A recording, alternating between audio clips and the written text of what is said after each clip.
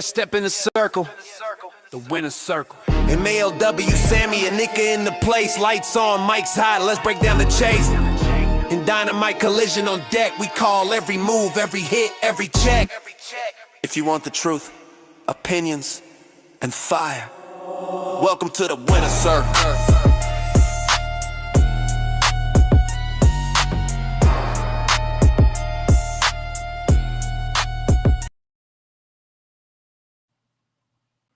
Good morning and welcome to Workforce Wrestling Network. You are gathered with us as always on Saturday morning for the winner's circle. It's myself and the Anarchy Network, Miss Nika. How are you this fine Saturday morning? I am all right. I had a little situation this morning, but thankfully it stopped. I had a nosebleed. So yeah, like I can't take medicine, a lot of it. My nose will bleed. I should check that out, but I won't. But like I said, thankfully it stopped. We're all good. And yeah, I'm here. I'm happy to be with y'all Ready to today. talk some AEW wrestling as we always do at the winner's circle on Saturday morning. If you're new to the Workhorse Wrestling Network, hit that subscribe button on the YouTube channel. Hit that like button on this video. Hit that little bell. That bell will make sure you get notified every time we put something up on the YouTube channel. If you're with us on Twitch, we appreciate you over there. Give us a follow over there. Anyone here watching or tuning in, you can chime in the chat. Love to hear from you guys. Whatever you got going on, we can talk Collision, Dynamite, AEW wrestling. Anika will happily talk WWE wrestling with you. Any wrestling you guys want to talk about, anything non-wrestling related, just chime in, say what's up. We are here. And as usual on Saturday, we'll probably be here for a little while because this tends to be a fairly long show. So without further ado, let's get into it. We had Collision from Saturday the 24th.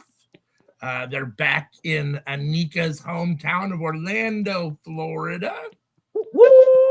And it started off with your AEW World Heavyweight Champion, Hangman Adam Page. Ex-champion. Oh, remember. Oh, that's right. I'm sorry, you're correct. He's a trios champion. I didn't mean AEW World Champion. Trios, yeah. MJF, though. I just meant, yeah. Yes. Your former AEW World Champion. Your current trios champion. 1/3 of your current trios champion. How's that? Real quick, do you remember when Lillian Garcia told Triple H former and he chased her out of the building?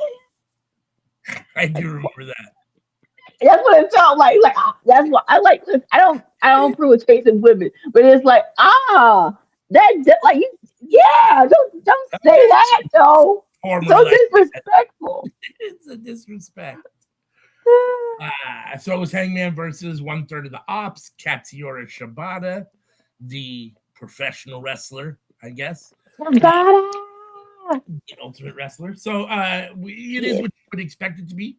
It was a pretty, there was some technical wrestling. Hangman actually held his own and sometimes with Shibata, which didn't surprise me. Hangman's a solid wrestler. It's just not a lot of what we see from him a lot. He's usually more striking, more, kind of whatever. And Shibata's definitely kind of a more cerebral wrestler, so we got to see a little bit more of that. I left out the big thing.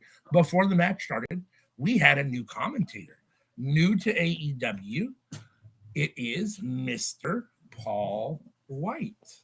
The Big Show is an AEW commentator, which I find very interesting and exciting. I like the Big Show. Yeah, right? I go by the Big Show, maybe for AEW purposes, but whatever the case may be. Paul White. Like, remember, he did Dark Elevation when he used to have it on YouTube on Mondays. And like after that, I don't think we really didn't know with him and more so Mark Henry. We know Mark Henry left, but Paul he's like, what are they doing? Yeah, that was 2 years ago. That's crazy.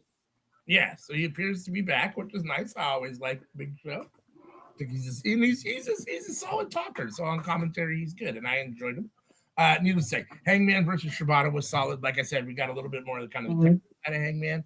Hangman did get the win with the buckshot lariat, which, I guess is kind of what you would expect, I suppose. I mean, listen, I love Shibata, and I truly believe that Shibata has the ability to be a Hangman Page any day of the week. It hasn't been put that way, right? Not for Shibata. Yeah.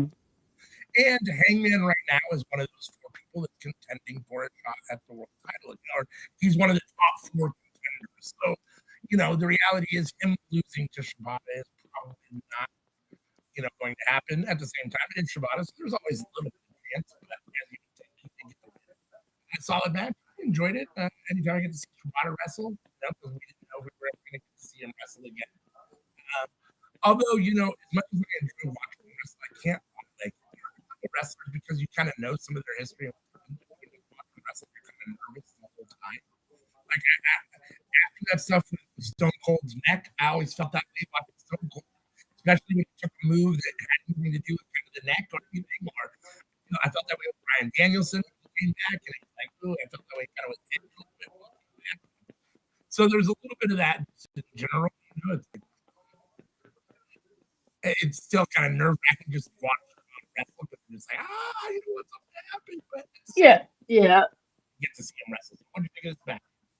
And what do you think of the feud, this ongoing feud? I mean, this guy's into the ongoing feud between the Ops and Hangman and Jets, the new trio champions.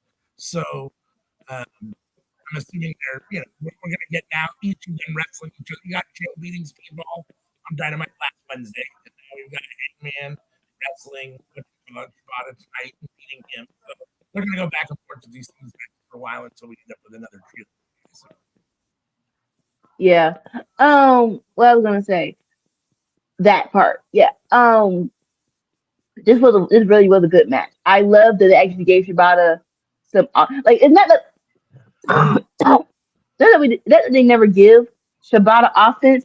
It's just more so probably most of it has been on Ring of Honor, unfortunately, which is like, boo, why? And and also like more so single matches. It's like, I guess in every group you do need a fall guy. Don't know why that's Shibata, but okay. It's like, I'm like, it's like they're already. It's so okay. Full disclosure, I have not been I'm not a New Japan full on fan. Y'all know this. So I didn't know Shibata before he had a head injury. So, but it feels like you're already treating him in his twilight years. And it's like, no, this guy can still go. Case in point, this match, this was really, really fun. And I am glad they got the point of it. I don't like Shibata losing. I don't know what we can do.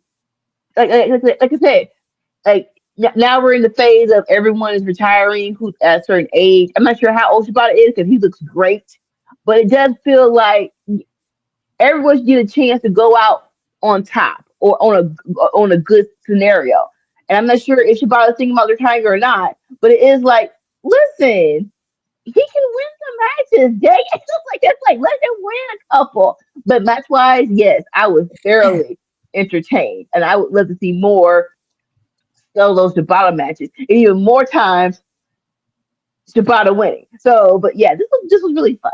But I think Hangman won because what's the face? We're leading into who's going to be MJF's challenger, and Hangman is a very crucial part of that. So I get why he won. But it's like Shibata can win more some too. Yeah, definitely. And I'm glad for Shibata that he's part of the Ops and that they're trios champion. So at least he gets a belt in that way, because it doesn't look like they're going to do much for him on the singles. As far as the singles, as far as getting to. At least a little shot. Like against the Hangman, but probably lose, maybe win every once in a great while, and that'll probably be about it. I don't see a whole lot of singles titles in Shibata's future as far as AEW goes, which is unfortunate. Yeah. At least he gets some run with the trios title and that kind of thing, so it's not a complete bust, I guess, for him. But again, as long as he's having fun and enjoying himself and getting paid, I guess it is what it is. So let's see. We had kind of a corny little scene with Don Callis and Ricochet on the golf course, and Alex Marvez tracking him down to try to talk to them. He finally catches up with him. Don Callis talks some shit to him. He says, "You're lucky I'm not here with my normal foursome, Goodell and Tony Khan, or you'd be out of a job, Mr. Marvez." Him and Ricochet go on to talk just a little bit about, enjoying the fruits of their labor. So they started playing golf every week. Ricochet is talking about how GOA deserves a title shot after Doyle and Davis beat FTR on Dynamite next week on Wednesday. And Callis basically says, "Don't get ahead of yourself. Yes, Doyle and Davis will be beating FTR for the titles, but let's not get too crazy as far as GOA getting a title match right away." And then they ended up putting on the golf course. So I thought this, it's fine. I mean, Ricochet and Don Callis are, heel chums, and it is what it is. They're both decent talkers. Don Callis, is great at what he does as far as being dislikable. The two of them acting bougie on the golf course is definitely fitting. Ricochet with his polo shirt and his sweater over it, and those kind of things. It just, this is classic heel work here, and I enjoyed it for what it was. It's good to see AEW trying to, I guess, expand a little bit out of what feels like their comfort zone for promos, which is like in the ring or behind the screen, or behind the screen, backstage, or in a video package, right? So they don't do what I would call a lot of, kind of out of the arena promo type situations. So seeing them in this situation where they actually kind of moved out of the arena and were on the golf course, it's kind of an interesting situation. But again, Ricochet and Don Callis have some things to say, and okay, we'll see what ends up happening. We'll talk about the Doyle and Davis versus FTR match when we review Dynamite here in a little bit. But GOA versus Doyle and Davis definitely has a little meat on the bones for me. That sounds fun. I mean, nothing as far as storyline goes, but just in general, the tag teams themselves are interesting to me. So, and they should have some decent chemistry and have a good match. So, when Aniki gets back, we'll try to get her opinion on this Don Callis Ricochet golf course segment. What do you think of this? Of what? Sorry.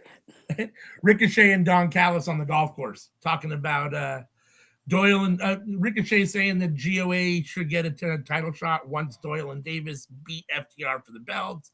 Don Callis on slow down a little, young blood, and then they ended up putting their way out, getting back to kind of playing this kind of corny scene of the golf course. What I said was that I don't know if you heard while you were off camera, but basically, just that it's nice to see them get out of kind of the arena, right? Their promos are basically either backstage or in the ring or in a video, right? They don't do a lot of stuff kind of outside of the arena. So it's kind of cool to see them stretching out a little bit more, right? That's one thing WWE's always done well, is kind of, either this isn't what I would call cinematic, but just kind of out of the realm of what they normally do. So it was kind of interesting to see that. At the same time, no, corny. Like, no, when we say setting up storylines, we don't need like a whole here we go, panorama of snap, let's can't what you call it, we're in the Firefly Fun House, we're in the parking lot doing a lights out match. It's like, no, we just want this. It's like, listen, we know deals get done, so and they're not like, you can't tell me they're all done right when we get to the arena, right before the show starts. So it's like, no, this was perfect. And Don and Ricochet are stupid people in the best possible way possible. And yeah, I truly, I love the dealings of heels. They can make it really, really silly, and this was very much so silly. I agree with that. Hey, Dolores. Dolores is in the chat saying, hey, good morning. Hey, boo. Hope all is good with you. That's our wonderful producer who does all of the intros and outros, all the graphics you see, all that stuff. She has her own channel as well. A pink girl living in a pink world over there on her Dolores channel. So make sure she'll drop her whatchamacallit, a link in the chat here, and go over, check her out, subscribe over there. We want to support Dolores very much, so we all love her. So go over and check out all she does. She plays games, talks wrestling, does all sorts of other stuff. So she's got a wide variety of stuff. So go over there and check that out when she drops her link.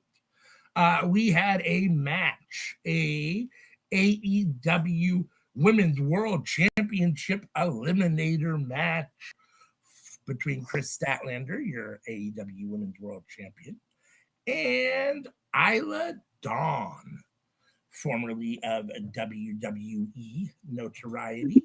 She's had a couple matches so far since being here in AEW. It's interesting because I think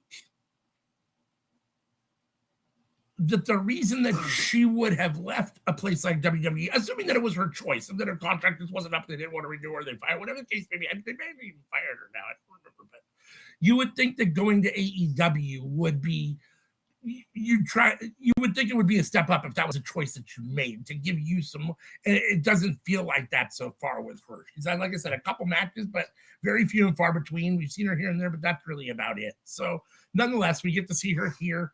I like Isla Dawn. She is what she is. I mean, she never necessarily got out of, they made it to the main roster, but I'm not sure she ever got out of what I would call that developmental phase per se with WWE. And you can tell that she's still ultimately learning, but she's solid. This is a little bit of a step down, I guess, from some of the people Statlander's wrestled so far in this defense. But again, it's only an eliminator, right? So it's not technically a title defense. But as you would expect, Chris Statlander, after an okay match, I mean, Isla Dawn got some action, a little bit of offense here and there. But it was still a Statlander AEW Women's World Champion showcase, in my opinion. And she got the win with Saturday Night Fever. What did you think of the match before we talk about post-match stuff? This was good. And the whole thing about Isla Dawn and being in this scenario, it's crazy because you'll probably know a little bit more than I do, but I'm not sure how long she's been wrestling before she got to NXT.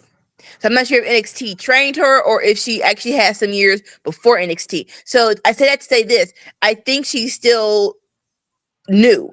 I think she's still green. So even though she was at NXT, we'll say a year or two, and the main roster for we'll say technically 6 months, because even when she was on the main roster, I think she only did a couple of matches. So to that,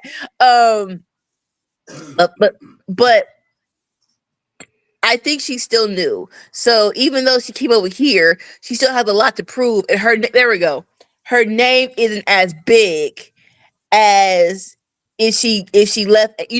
So talk about somebody else who on Dynamite who came to AEW. Like before he went to NXT, his name was prominent in Ring of Honor and such, right? So even before NXT, if he went to immediately AEW, we know who he is. With Isla Dawn, she don't have that much history where it's like, oh, bump NXT, she's here now. It's like she still needs some time to grow. So hopefully they'll get her that time. She's probably in Ring of Honor, and no offense, we hopefully she'll get some more Collision wins, but she still got a long ways to go, and just her name being a big namesake. But this was a good match, though. Yeah, I agree with that. After the match, we had Thekla backstage with a Statlander shirt on.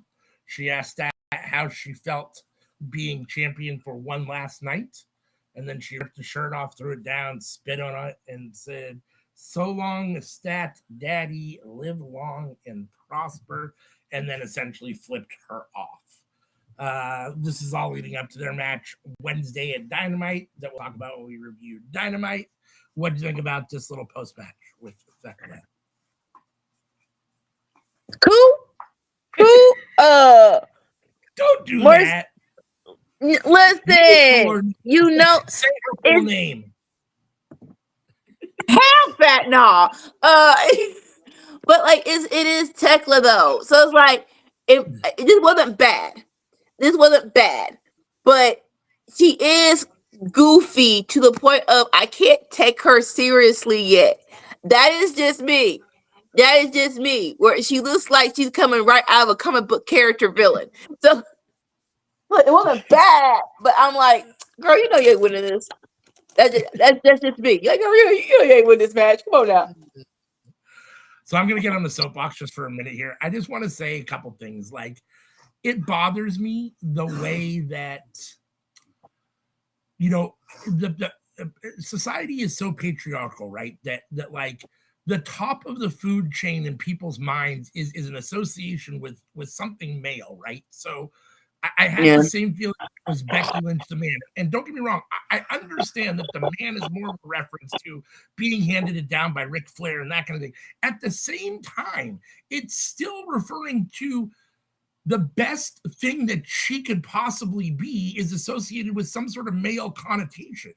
Being the man, like, yes, but still Ric Flair's a man because he's a man, right? So like there's that male connotation still there. And now we have the big stat daddy. It's like, you know what I mean? It's like I get it, but it's still that same male connotation there. Like at some point, women have to be able to be at that top level without having to make it feel like it's associated with a male, some sort of male undertone to get there, right? And so I wish they had come with something else besides big stat daddy. So again, it is what it is. It's just whatever. It's a commentary on society. It's a pet peeve I have just in general, but But like to that, I'll say it was like with Becky. Like Stat Daddy came from Tony Storm, so it is like so that's the only thing that's the only saving grace. Is like it wasn't a man who created these ideas; it was Tony Storm who created it. So it's like chicks. I need y'all to think into the future a little bit. We y'all come up with these nicknames because they might stick, and it's like now I gotta be Stat Daddy, right? For a little longer, yeah. A little longer. Jungle Jack Perry is coming for the AEW National Champion Ricochet. Jack Perry has a knife in his hand, which I was a little ominous. Not totally sure exactly what that was. I mean, I guess you're supposed to. The underlying context is that I'll stab you, I suppose. But like, that's a little kind of over the top. So it was a little kind of ominous. But this was definitely a kind of a more cerebral and demure Jack Perry. He's upset because of the stuff that they did to his friend Luchasaurus, and indeed he is his friend, and as a result he's coming for Ricochet, the demand essentially, and that title. What do you think of this little kind of more definitely not heel Jack Perry, but stoic kind of that controlled anger Jack Perry, I guess? So unfortunately, I don't think they put much emphasis on using Jack Perry as what's the word?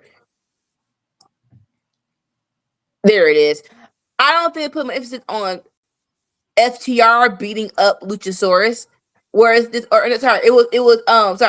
of Agony beating up Luchasaurus, right? So honestly, I'm not sure what's going on with Luchasaurus because you haven't really been saying anything about it. In my opinion, like I think, Get the Agony put him to a table, but that was it. Like you would think after a table, your big dinosaur behind would get back up and it'd be all good and gravy. But I guess he's injured in real life.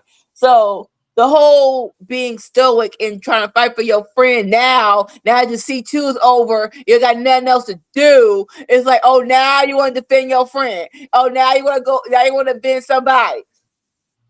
But again, like it's cool. I'm just glad that they actually got Ricochet a proper opponent for this belt. Really, like this belt hasn't really been a namesake yet. Like we really haven't been doing the work to make it look credible. So I do applaud that. What's the word?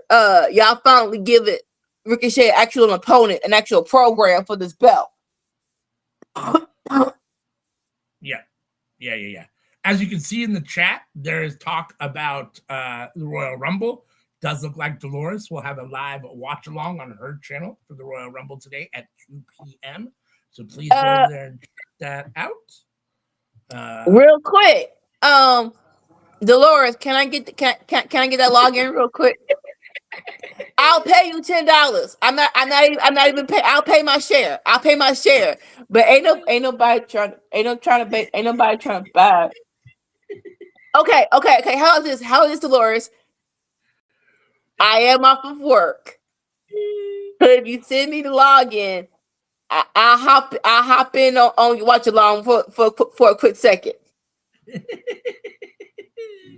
All right, we got some negotiations going on here, but nonetheless, tune in to Dolores' channel to watch along for a Royal Rumble. Anika may or may not be there. Represent Workhorse Wrestling Network. We'll see.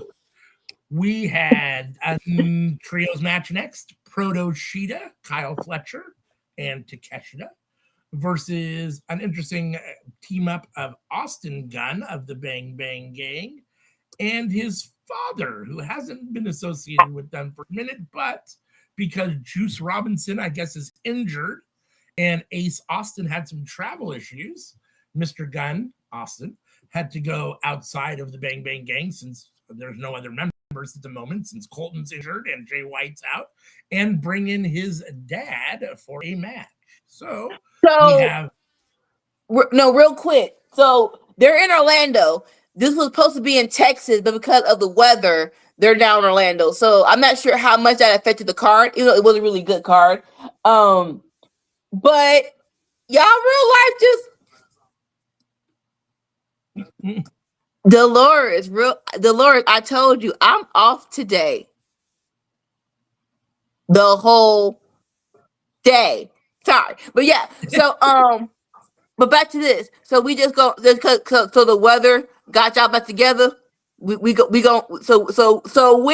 stop beefing because the weather changed and you need a tag team partner.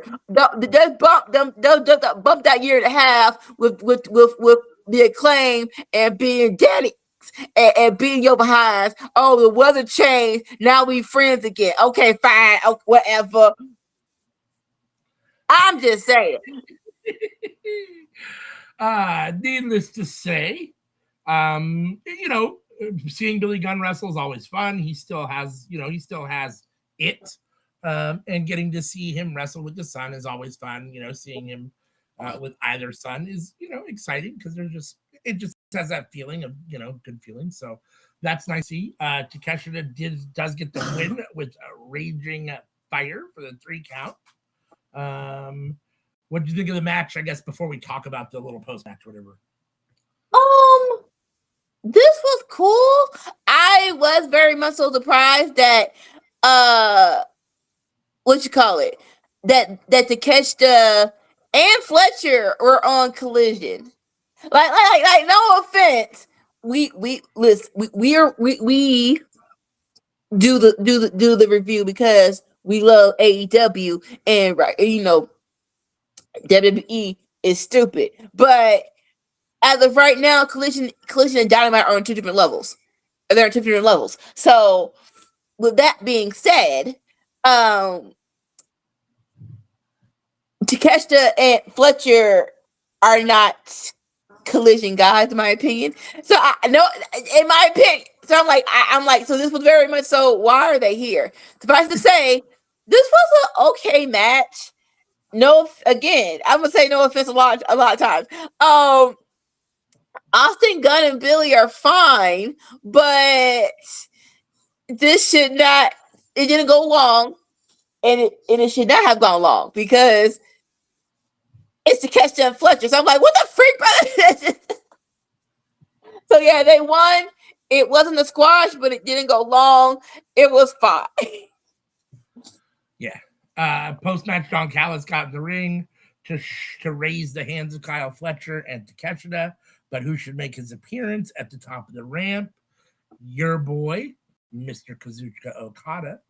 And Takeshita was not happy about it, as the Proto Star and Don Callis had to kind of restrain Takeshita from, I guess, going up to attack Okada.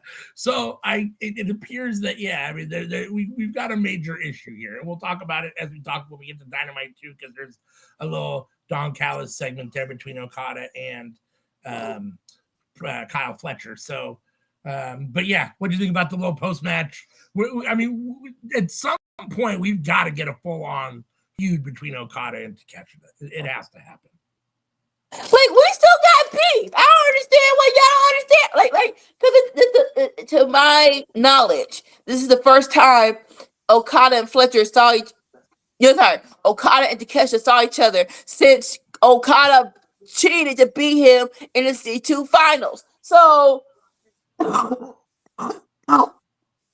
yeah, like no.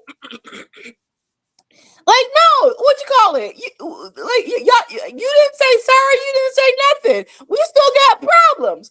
And Don Callis, you're not gonna listen to me. Like, you're handling this all wrong. You keeping them separate is not gonna help Jack squad. They're gonna have to settle this one way or another. Either you facilitate the ring, or they're gonna facilitate where the fight gonna be. Which one's gonna happen? Yeah, I agree. I'm excited for that when it actually ends up, breaking out into a full-on feud. That I'm excited for. So, we get Ricochet responding to Jack Perry's earlier comments. He's with GOA. He says they feel bad about what they did to Luchasaurus, and because he feels bad, he went to Tony Khan and talked Tony Khan into giving Jack Perry a shot at his national championship in 2 weeks in Ricochet's hometown of Vegas. And even though he feels bad for what they did to Luchasaurus, and he's here to support Jack Perry, he does have to admit that Jack Perry is going to be a loser in Las Vegas, as are all the other people who come to Las Vegas. Ricochet's fine. I thought this was fun. I mean, Ricochet is a solid promo. This was decent for what it is. You gotta, promos are a big part of wrestling. And again, you have to be able to talk. Ricochet's good at it. And I thought this was fine for what it was, a response. I kind of like the whole, we feel bad for you, trying to act like you're kind of the good guy. It's all disingenuous, right? So, but it's funny at the same time. So what do you think of this little promo? And how you say, is this so dumb? And we feel bad. And because we feel bad, we put you in a match and we can beat you behind up too. It's like, shut all the way up. This was way better than Jack Perry. Like, they're not a mainstay, but GOA and Ricochet are trying to get their footing together, and I appreciate that. And yeah, him being a heel is just the most hilarious thing in the whole freaking world. So I approve all of this. Top tier. GYV apparently is not done with Eddie and Ortiz, which is, fine to a certain extent. I mean, I want more GYV. I need more Eddie and I need more Ortiz. I just don't know how much this feud itself gets my motor exactly going. Why? It's fine. So Gibson and Drake aren't happy that they lost last week. And they say, if they want to use chair or they want to use weapons, we're happy to use weapons. And Eddie basically says we're not backing down. So it looks like we're set for another, match at some point very soon here, probably on Collision as well. I don't know if that means it's going to be a no disqualification, some sort of a street fight because of the mention of weapons, but I guess it's fine. I mean, they all have to do something, and I guess, at least GYV is going to get more time because they're in a feud with someone like Eddie Kingston, who demands a fair amount of TV time when he's there and going. So that's good. I don't know. Again, not everything has to be like the biggest situation in the world, and you can feud with people just a feud, but it's like, I don't know. It just doesn't feel like there's a whole lot of effort put into this. What do you think? I agree with you to a point. And I'm going to say no effort. I'm going to say we don't know what we're doing. When I say we don't know what we're doing, it's like, I don't think they knew that, hey, we're going to make this into a big thing. We're going to make this into a feud. I thought in a lot of our minds, it was going to be a hit and quit it. But I think they're all like, hey, let's try and make this into a feud. And that's cool, but it is kind of hard to make a feud out of after a match we all thought was done. You know what I'm saying? So to that, it's like, all right, if y'all think I can make an actual moment, a bigger moment, there we go, a bigger moment out of this feud, by all means, go ahead. Like you said, very happy that JYB is getting some TV time, so I'm never mad at that. But it's more so like you want to leave them on a high and not a low. Wait, and so hopefully they can get a bigger match than the last time. And if so, good on you. But yeah, definitely don't try to prolong this longer than it needs to be. Agreed. Next, we had a tag team match between Mark Davis or Davis and Doyle versus Jordan Oliver and Alec Price, the new kind of AEW tag team on the scene that's been having matches on Collision recently. I think they had a match on Dynamite last week as well. But Davis and Doyle, Doyle ran down to the ring and just basically ran over Jordan Oliver before the match even started. And then it was essentially just a squash match. Unfortunately for Alec Price and Jordan Oliver, didn't fare very well against Doyle and Davis, as you would kind of expect them probably not to. Doyle and Davis are twice their size, and they're being booked as big monsters, and they're part of the Callis family, which is, the biggest faction in AEW at the moment. So, and Jordan Oliver and Alec Price are brand new to the roster, and they're fodder for these guys. So, I feel bad for Alec Price and for Jordan Oliver that they lost their first two matches on TV and AEW. But again, like we talked about, at least they're getting the opportunities, I guess. They got in the ring against FTR. Now they're in the ring against Davis and Doyle. And, those are decent spots for them to get their feet wet in AEW. At some point, if you want us to take them seriously at all, they have to get some wins. So we don't want to have them lose indefinitely unless your plan is for them to just be mid-card jobbers, essentially, that come in and take losses and, whatever. But if you want Jordan Oliver and Alec Price to actually be a viable tag team at some point, they're going to have to get some sort of wins and do something to get them over with the crowd, because right now they're just getting beat up. So what do you think of Davis and Doyle beating up Alec Price and Jordan Oliver? I think you said it best. We all knew this was I'll say, okay, more so this is the issue, right? You did the whole Price and Oliver are elite side, right? And so you did that, and now they're in a squash match. It's like, so what was the point of doing the whole Oliver and Price are all elite? Oliver and Price are all elite. It's like, but they're not a top tier. Like, why? Who they daddy? Who they daddy? Is that T.R. their uncle? Like, why they got that? And y'all know y'all would go put them in a serious room right now. I'm not mad at, sometimes squashes need to happen just to get someone over. And with with Dave and Doyle, they're still relatively new, so I'm not mad at this whole hype up match before the match at Dynamite. I'm not mad at that, but it's like Oliver and Price all of me, and then the squash match days. Like you could just had them be who they be, and then I don't know. Like, it was fine, I guess. It was fine.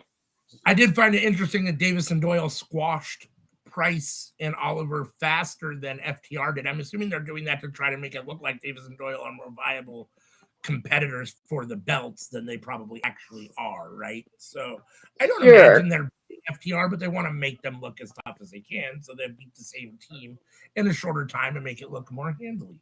So after the match, we had Don Callis, who has some more words to say to people.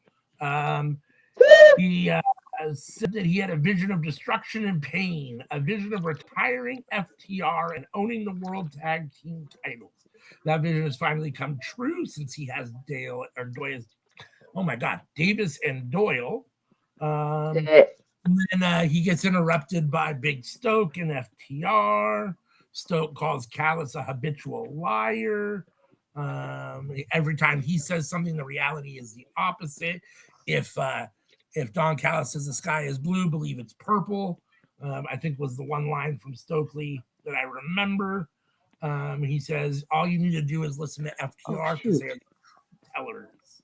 What's going to happen next week is what's been happening for the last year. When the bell rings, Roberts is going to say, and still AEW World Tag Team Champions, FTR top guys out. What do you think of the little post-match stuff between Don Callis and Davis and Doyle and FTR? Listen, sometimes you gotta ground Don Callis.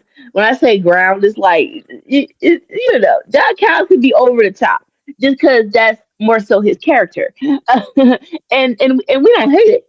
We don't hate it at all. But what's the word? It's like I envision a place of pain. It's like, sir, if you don't calm all that down, and then here comes Stokely to ground, like to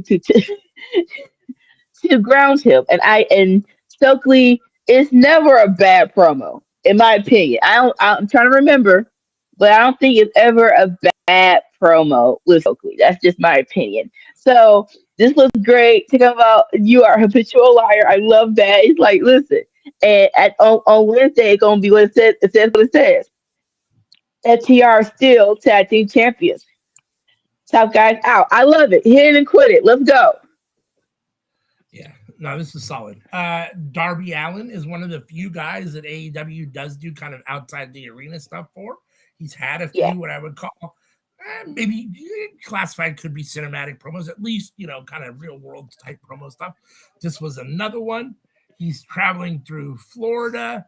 He's on his way to see a buddy of his. We get to see a clip of Pac smashing him into the steps last week. And asking him if that was enough to keep him down. And it was not. Darby says he knows someone who's reckless and he's going to call on him to, I guess, I'm not totally even sure what this person is supposed to provide, but Allin shows up and starts skateboarding. And then we see the infamous, I'm going to say infamous, Bam Margera. He is famous as well, but he's also infamous. He's had a lot of stuff go on in his life that isn't always positive. So, but Bam is there. He's concerned for Darby Allin at the same time, kind of laughing at him for some of the stuff that he's endured as well. It was kind of a weird. Bam's a weird dude, and I know that he's had a lot of issues in the past, so I don't know what's going on at this point. Hopefully everything is squared and he's okay and all those things, but this was a little bit of that craziness, and then just a lot of skateboarding, which I guess is supposed to show that no matter how much the Death Riders how much pain or beating they inflict upon him, he's still going to continue to live his life, and they can't slow him down. They can't stop him, I guess. So this is a Darby Allin survival type. I'm still here. I'm still breathing. You're not, you haven't done anything to hurt me. So listen, I like Darby Allin, and I have no problems with Bam Margera. I hope that he has his life together. I hope that he can get, that if this is something positive for him and it works out, whatever the case may be, if there's a one-off, that's fine too. I like all this stuff. I'm just not totally sure I understand it. Yes, Darby's a skateboarder. I get that. I'm just not totally sure what all this really has to do with wrestling and what's going on in the Darby Allin stuff. So what do you think of this? I'm not going to say everything has to do with wrestling. Everything has to do specifically about a storyline. I'll say that. But we know Darby's going to Darby. We know Darby's going to Darby. And every couple of months or so, Darby's going to get an itch of, hey, I got to be just a little bit different. Whether it's a crazy short film or skateboarding with a infamous emotional crackhead. So to that, I'll say it was just fine. More so, I said emotionally. That's not allegedly. It's emotionally. Either way. I just more so like he said something about Pac, but you beat Pac. So my question is, where do we go from here? Like what is next? For more so for Darby. Because Jeff Riders can Jeff Riders, but I think we all still want Darby in a more prominent position, and hopefully that happens. That's what I want. So I think it's time for Darby to move away from the Jeff Riders. Like, come on, baby, it's time to find. It's time to get some gold. When the last time you had a belt? I know you probably don't care, but I think it is time to put him in the picture at least. Yeah, I feel like he's been in that Death Rider vortex for a while now. He's been competing in Death Riders for a long time. So you paid your due. Come up out of there now. We get a TBS championship match between your AEW women's TBS champion, TNT. Willow Nightingale. Yeah. Sorry, yeah, TBS champion, TBS, sorry. Yeah, TBS champion, Willow Nightingale, and 1/3 of the Triangle of Madness, Julia Hart. This was a solid match. Julia Hart, I probably don't give her enough credit. She is a solid wrestler. She's a mid-card. She's booked as mid-card talent, even though she's in a main event faction. So, it is what it is. I thought this match was fine. Her and Willow have decent chemistry. This isn't the first time they've been in the ring together. I love seeing Willow with 2 belts. That's the best thing in the world. Yes, it is. This match was a solid defense for Willow, mostly just because even though Mercedes has had it, and I want to say Britt Baker and other big name women have had the TBS championship. So no. TBS, I think it's only been held by Jade, Julia, Statlander, Willow, Mercedes. Okay. So even though, a couple probably bigger names have held it, in the past, it is what it is to a certain extent. And I kind of see it as the mid-card women's title. I know Tony wants all the titles to feel equal, but it feels kind of like the mid-card women's championship. That's not to say that Willow's a mid-card wrestler, because I think she could be AEW women's world champion very soon. But at the moment, that's a belt she has, and that's the spot for Julia to be wrestling in. But at the same time, Willow, because I do think she's a level above Julia, should get the win, and she did, and retained her TBS Women's Championship. What do you think of this match? And Julia getting this opportunity. This was good. I say that because since it's been a minute, I want to say a year since Julia came back from her arm injury, right? And she's been fine. It's been a long road to get back to the Julia we had when she was in the what was the Tree Monster group with Malachi Black and Brody King and Murphy. But I did enjoy okay, they're still she's still good. She's still we actually are getting somewhere where she's getting back there. And like you said, I hope. I don't give Tony Khan credit of actually having a plan for Willow being champ. So at least, hey, okay, this is actually a good match and a good defense. Hopefully we get more of these for Willow. But all in all, this was a good match. It was a good time. I agree. We have the Rascals next. They're in their locker room or dressing room, I guess, hanging out. There's nothing to out. Eating munchies, apparently after a session. This time there's no smoke in the air, but you can kind of get the connotation right. And they're talking about why Crew doesn't want to just hang out with them, why they want to fight instead. You would think Crew would just want to hang out with them. Leo Rush and oh my God, why am I drawing a blank on his partner's name? Andretti. Action Andretti. Action Andretti, that's right. Why they wouldn't want to just hang out with Crew or hang out with the Rascals and have a good time, but it looks like Crew wants to fight, so a fight they're going to get. What do you think about this little? What do you think about we talked about the Rascals coming back last week. What do you think about this little segment? Yeah.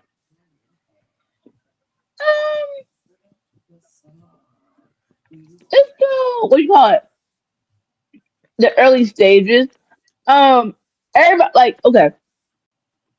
I don't need everyone to come out with a bang, right? I don't need everybody to be like, "Oh, it's so and so, and they're going against such and such. It's gonna be amazing." I don't need it to be that big, but I do need a little bit more shine for debut. No offense to Action Andretti and Leo Rush, but I haven't seen y'all in a minute. I want to say y'all in the Ring of Honor or someone got hurt, whatever. But it's oh, this is the first feud for the Rascals. Sure, but it's dang. At least let them face Top Flight or somebody. I don't know. But like I said, well, match wise, I know it's gonna be great, but I do need a little bit more emphasis of okay, we actually think they're going to matter. And about the whole monkey thing, get in the treehouse. Why are you in the locker room? Tony Khan, all this money you be paying people. I know you got enough money to build a freaking fort up a freaking tree to film them doing what they do with the munchies. And you're like, I don't want no, get a freaking tree house, damn it. Okay, okay. Since you like money matches so much, let them win a money match and say, where your money go? We build a tree house. Bill Bang Boom. I did a job for you. I hope you're welcome. The check is in the mail. I did notice that they were going to draw straws to see which two members of the Rascals faced the whatchamacallit, the two guys that they're going to face. I don't know why. Leo Rush and Andretti. Crew. They're called crew. We're gonna give them respect. It's called crew. Myron Reed was left out, and you can tell he was like, I guess I'll support you guys. He didn't look like he was overly anxious, so like he looked like he was a little irritated. So like, you know, if y'all are a group and like you should just be a little bit more supportive of your boys, right? Like, I guess you're disappointed you're not getting to wrestle, but like, I guess I'll support y'all. I'm like, okay, that was good. It is what it is. All right. Alex Windsor is talking to a figure that we can't see, and she says, let's make some history. It's you've been here for a long time, and don't you want to have some gold to bring back home? And then we find out that she's talking to Jamie Hayter, and Jamie Hayter says, I guess we should get some matching outfits. And they essentially shake hands. So I'm assuming we're getting Jamie Hayter and Alex Windsor tag team, and they're going to go after the tag team titles. I assume that's what it sounds like to me, Willow and Harley Cameron. So I found this interesting. Alex Windsor came in. She had a lot to do for a while. And then it feels like they cooled her down. I don't know if she's been gone or injured. I don't know what it was, but I feel like I haven't seen her for a minute now. And she was feuding with Jamie Hayter essentially kind of the whole time not the whole time she's been here, but off and on the whole time she's been here. And so this, hey, let's team together and make some history. I thought was a little odd. That being said, I am here for it. I like Alex Windsor. I love Jamie Hayter. I think that Alex Windsor, I think these two together could be very good. And the women's division needs more tag teams. So a feud between them and Willow and Harley, I think I'm here for it. Yeah. Well, remember, it wasn't Hayter. Alex was actually facing a lot of Mercedes matches. A lot of Mercedes matches she was going up against. So I'm here for it. It's been a minute since, correct me if I'm wrong, it was World's End that it was Hayter versus Statlander? Was it, or before that? No, I think it was World's End. No, because it was Statlander versus somebody else at World's End. And was it Full Gear? I remember thinking it was a step down because she had beat Tony Storm already and Mercedes. Who did she defend it? She defended it against somebody in Full Gear, or not Full Gear, World's End, and I can't remember who it is now, but yeah, it wasn't her. Suffice to say, it's been a long time since we've Hayter on television, and since she's gotten back since last year's was it 2 years ago? Okay, Jimmy Hayter got hurt. She came back. It feels like we haven't got prime time Hayter yet. We've gotten close to some time, but we haven't gotten prime time Hayter, in my opinion. So the more TV time, the better.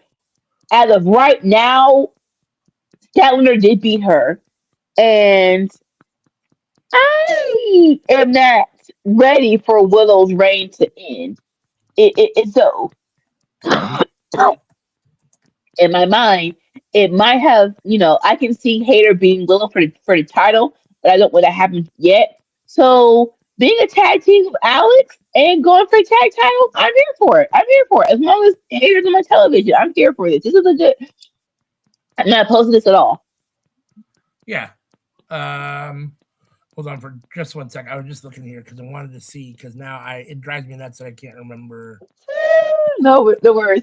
It was Jamie Hayter. It was Jamie Hayter at World's At End. World's End. Okay. It was Jamie Hayter at World's End. So it was just Jamie Hayter. So I don't know. For some reason, I had a blank on that. It was like I remember watching World's End, but like for some reason I don't know. But nonetheless, it was Jamie Hayter at World's End that Statlander defeated. So we cracked the code. Yes. I guess, if we're not going to have Jamie be, in this, if that was her chance at the moment to be in the main event picture, for the moment, yeah, then sure, give her a tag team partner, let her compete for the title. Jamie Hayter is a main event superstar, and she should be competing for a title in some way, shape, or form, whether it's a point blank period, whether it's a singles championship. So I'm good with this. And Alex needs something to do, and she's a solid wrestler. So let's see. It's time for the main event. This was these two guys have a lot of hair. Let's put it that way. It was Andrade El Idolo of the Don Callis family versus, I'm sorry. He a masked man. Hold on, wait a second. And then, we got one more match after this. Oh, yeah. No, I apologize. I'm confused. I'm getting my shows confused. I apologize. No, you good. Andrade defeating the Magnus. Sorry, in kind of like an Andrade, I guess, not AEW debut match because he's been here for a minute, but just reminder of who Andrade is, right? Like, he's back. He's with the Don Callis family. He's a big deal. He is now one of the top 4 contenders with Hangman Page, Swerve, and why am I drawing a blank on the 4th name at the moment? Samoa Joe? No. There was another guy that they talked about. Oh, Kenny Omega. Thank you, Kenny Omega. So that's why Andrade is getting the spot. This was a squash match. I was thinking of him versus Swerve, which was on Dynamite, but this was definitely a squash match or a showcase for Andrade. I don't have any real experience with Magnus at all.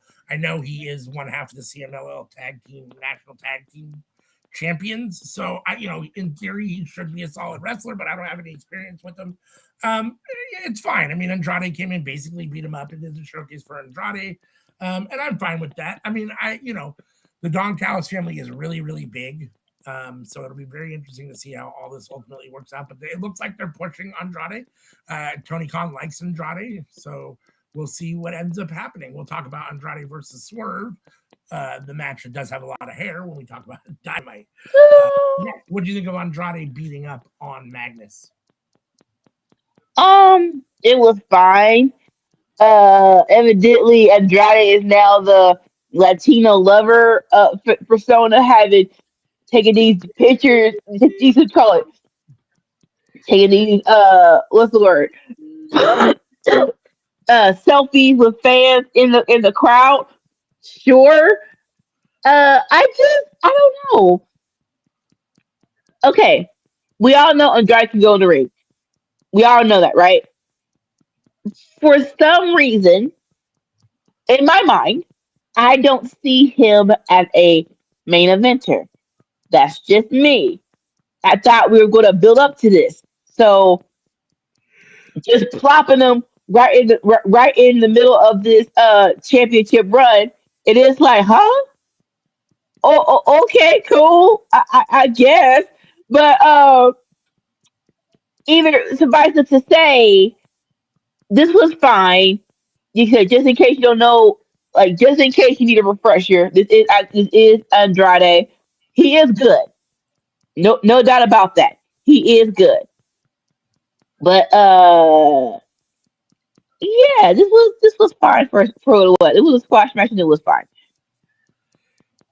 It looks like we might have CM in the chat.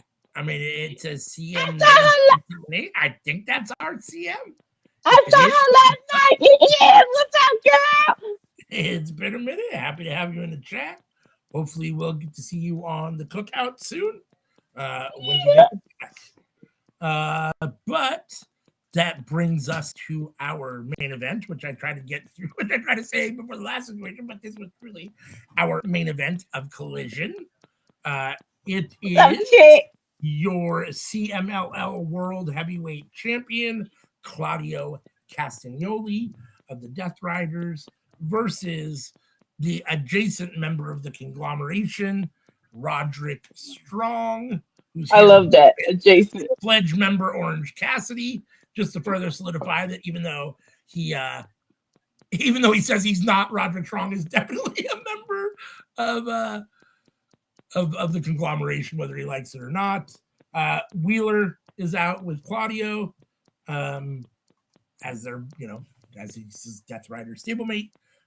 This match is exactly what you would expect. Roddy's a very good wrestler. Claudio's an amazing wrestler. Some good striking from Claudio, some technical wrestling from Roderick Strong. They have decent, they have good chemistry. I thought the match came off really well. Claudio does get the win with the neutralizer to retain the CMLL championship. I think the biggest thing that I thought was kind of interesting about this was, we talked about hoping that this match would be on AEW TV.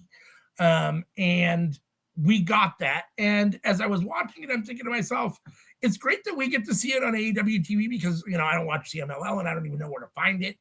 But it feels a little kind of like, it feels kind of shitty for CMLL, right? Like, not only is your champion not an American, I mean, he's not American, but, an American wrestler, let's say that, a wrestler who wrestles in America, but he's defending it against another, non-Mexican or non-CMLL roster member on a non-CMLL show.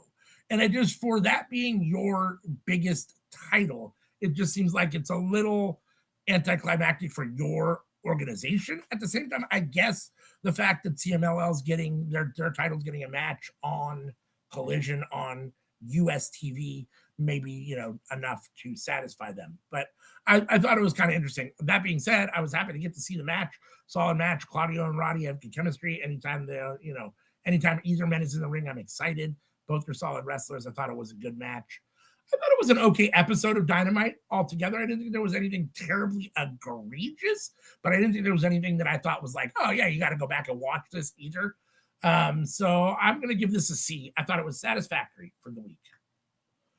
What did you think of the main event, and what did you think of the show overall, grade-wise? Definitely agree with you on that one. More so that, yeah.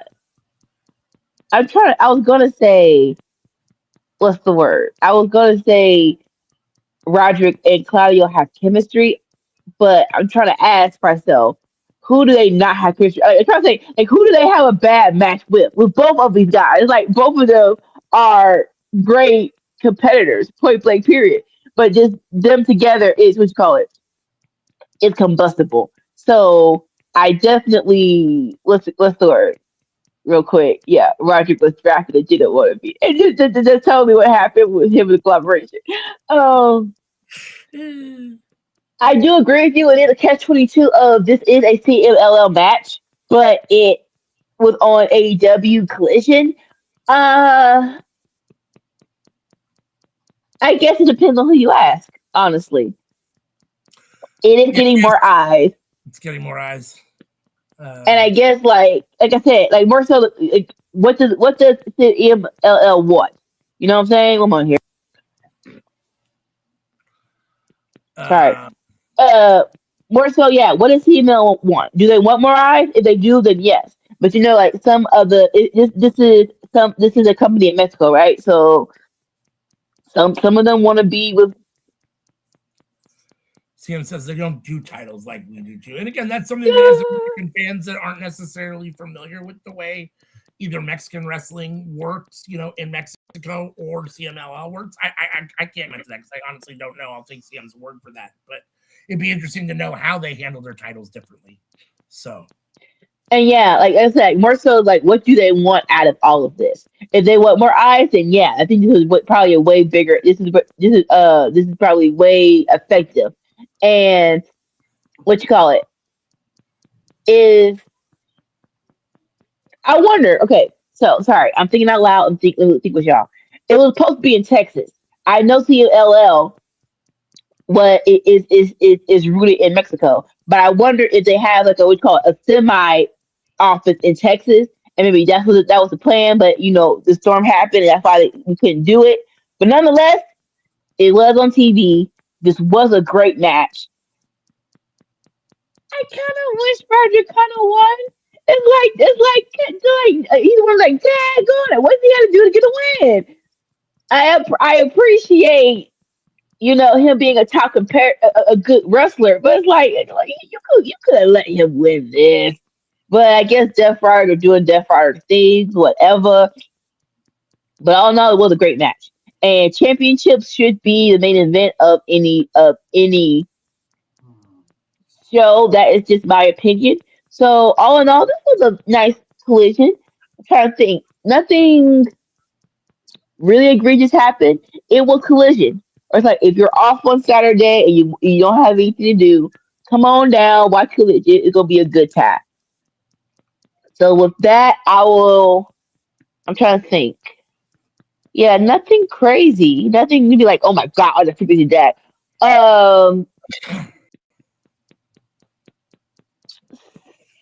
C plus. Say that again. I'm giving it a C plus. Okay, so I gave it a C.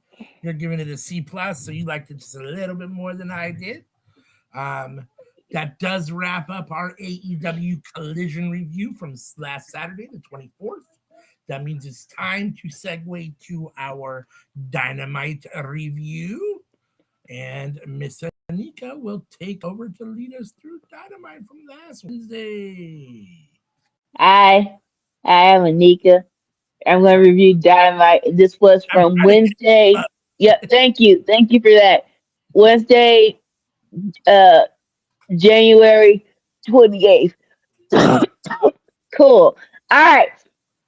So this wasn't a special show, but they definitely put some stakes on this thing. We start off with a match, and it is Kenny by God Omega versus Rocky Romero. Listen, real quick. We're moving semi-fast because what you call it? We're trying to survive, trying to get through it before something else breaks down. But either way, real quick, yeah. So turning off for the match is always a good thing. As we stated before, it's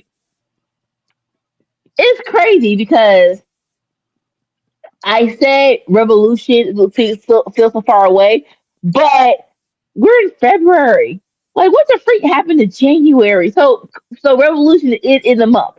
So the storyline is everybody's gunning for MJF's title, and we're doing it the old-fashioned way, win matches to get that spot. So Kenny already knew this. He already knew the assignment. So we're getting Kenny versus Rocky Romero.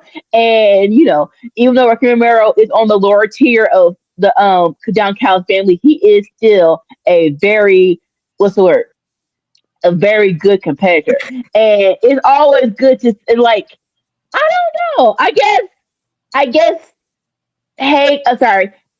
Kenny Omega was waiting, he's been cleared to wrestle, right? But he hasn't been wrestling consecutively. So I guess he was just maybe trying to buy his time, or maybe when the doctors finally said, "Hey, you're officially good. You're officially good to be you actually can do this regularly." So we're getting a lot more Kenny Omega matches, and I am loving it. It's been long and short, but it does feel like I just said Revolution is not here. But this code definitely made it longer. I'll say that. One of the last and great spots of this match was Rocky Romero hit Kenny with something. He did stay on Kenny. His double high go do the soccer celebration of moving his shoulder, and this is the best spot ever where Kenny recovered and just ran the crap across the freaking ring and bam, knee to the back of Romero's head. One ring angel, 1, 2, 3. Kenny Omega once again wrestling another win to get that much closer to MJF. What do you think about this match? I enjoyed it. I mean, like you said, on the pecking order, Kenny Omega should be beating Rocky Romero, especially the way that Tony Khan books Rocky Romero and Kenny Omega. So that's not a surprise. Rocky did get some offense. I would still say this was definitely a Kenny's back, look at what he can do type of showcase type match, which is fine. I mean, Kenny wants the AEW world title. He's basically competing for it as one of those 4 contenders, as they kept referring to it during Dynamite. So, you don't want him to lose. You don't want him, and you want him to look good. And he did look good here. Rocky Romero's the kind of guy that can make you look good at the same time. Not that Kenny needs any help. The One Wing Angel looks strong, and Kenny looks like he's back and ready to be AEW world champion again. So I'm here for all of that.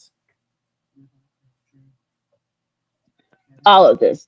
So after this, Tony Schiavone gets into the ring. He said a lot of words, but really didn't explain anything. But the gist of it was a lot of matches are going to happen, and whoever wins these matches is going to face MJF at Grand Slam Australia.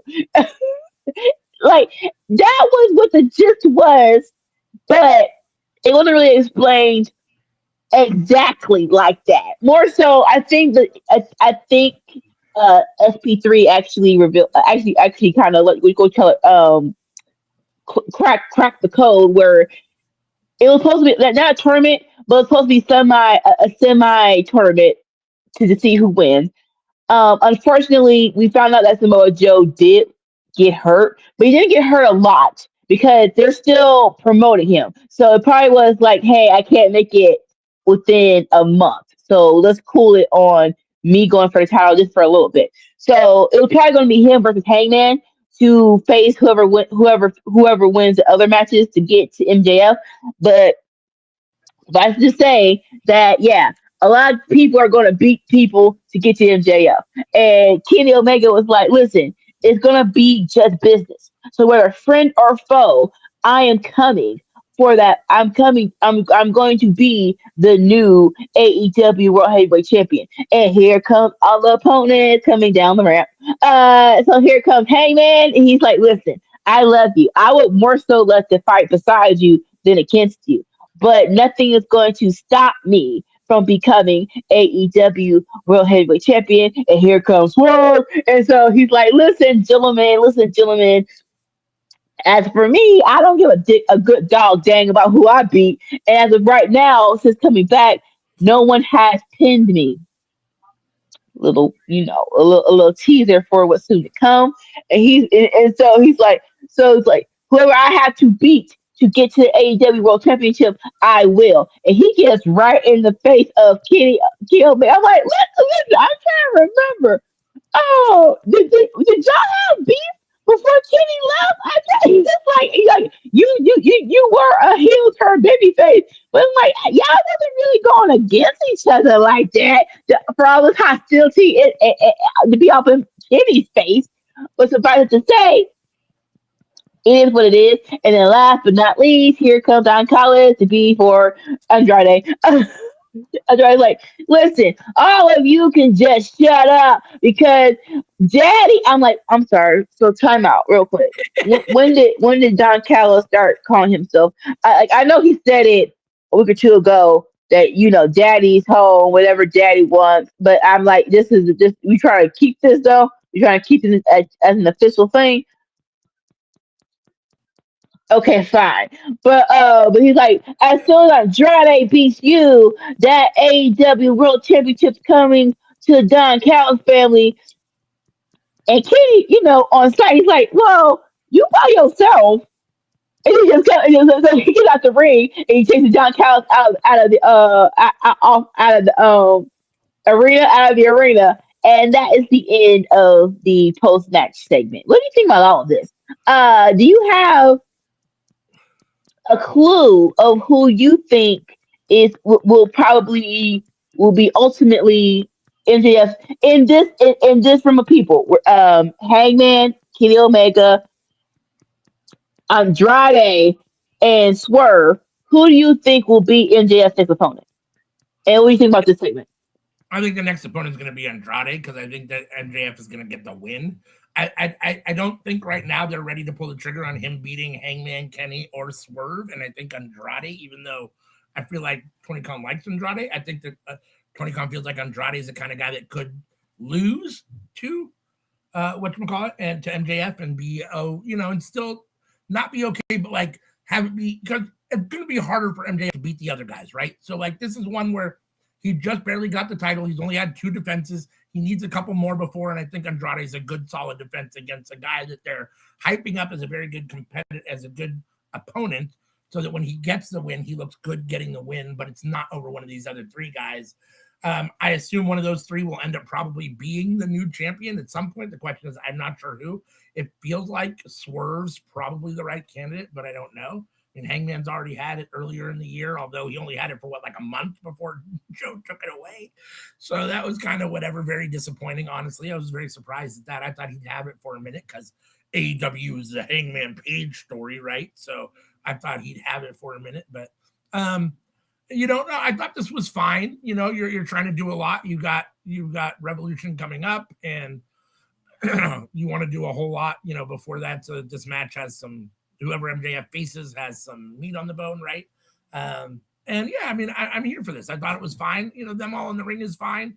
Andrade, I think, it like you said, it feels like one of these things is not like the other, right? Andrade feels a little out of place, like a little overbooked here, which is why I think he'll be the first opponent, because he'll be the one that's okay to take the loss, right? So, but yeah, no, I thought this was fine for what it was.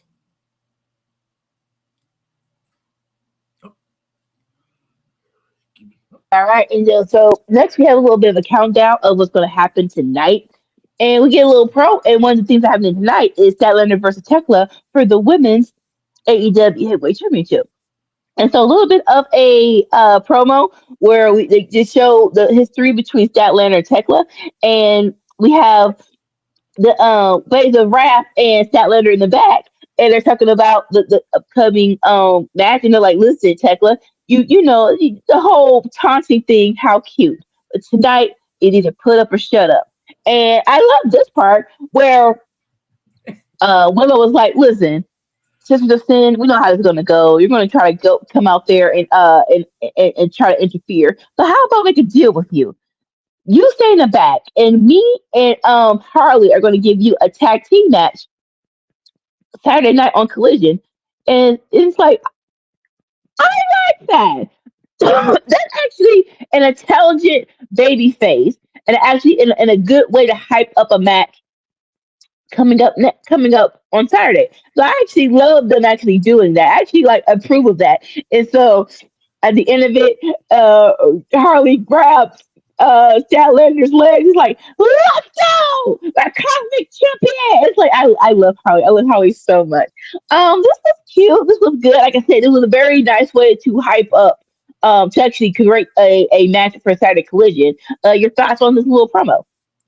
I mean, I guess for everything that Willow and Statlander have been through, friends and enemies, we're back to the friends zone again, and close friends, because they're all buddy and getting along very well, to the point where Statlander's getting crazy and lifting her leg and letting Harley hold her leg all.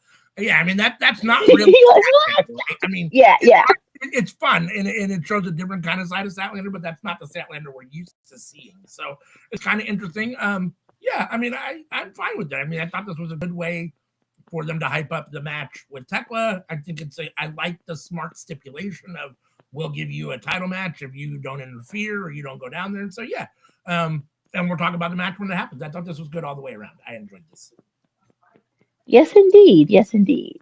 All right. And so this is AEW, and they put the matches on Full Gear tonight, where we get next up our Continental Classic champion Maxley going up against Ace Austin. Like, we finally, the weather let up. Everybody's back where they're supposed to be. It is a qualifier match, not for the actual belt. These qualifier matches are kind of growing on me. They are growing on me, where it's just like, more so, there's still unpredictability about them, where it's like, oh, they actually could win, and if they do, okay, let's go to the next phase, and it actually could create something good. I love this race, Austin.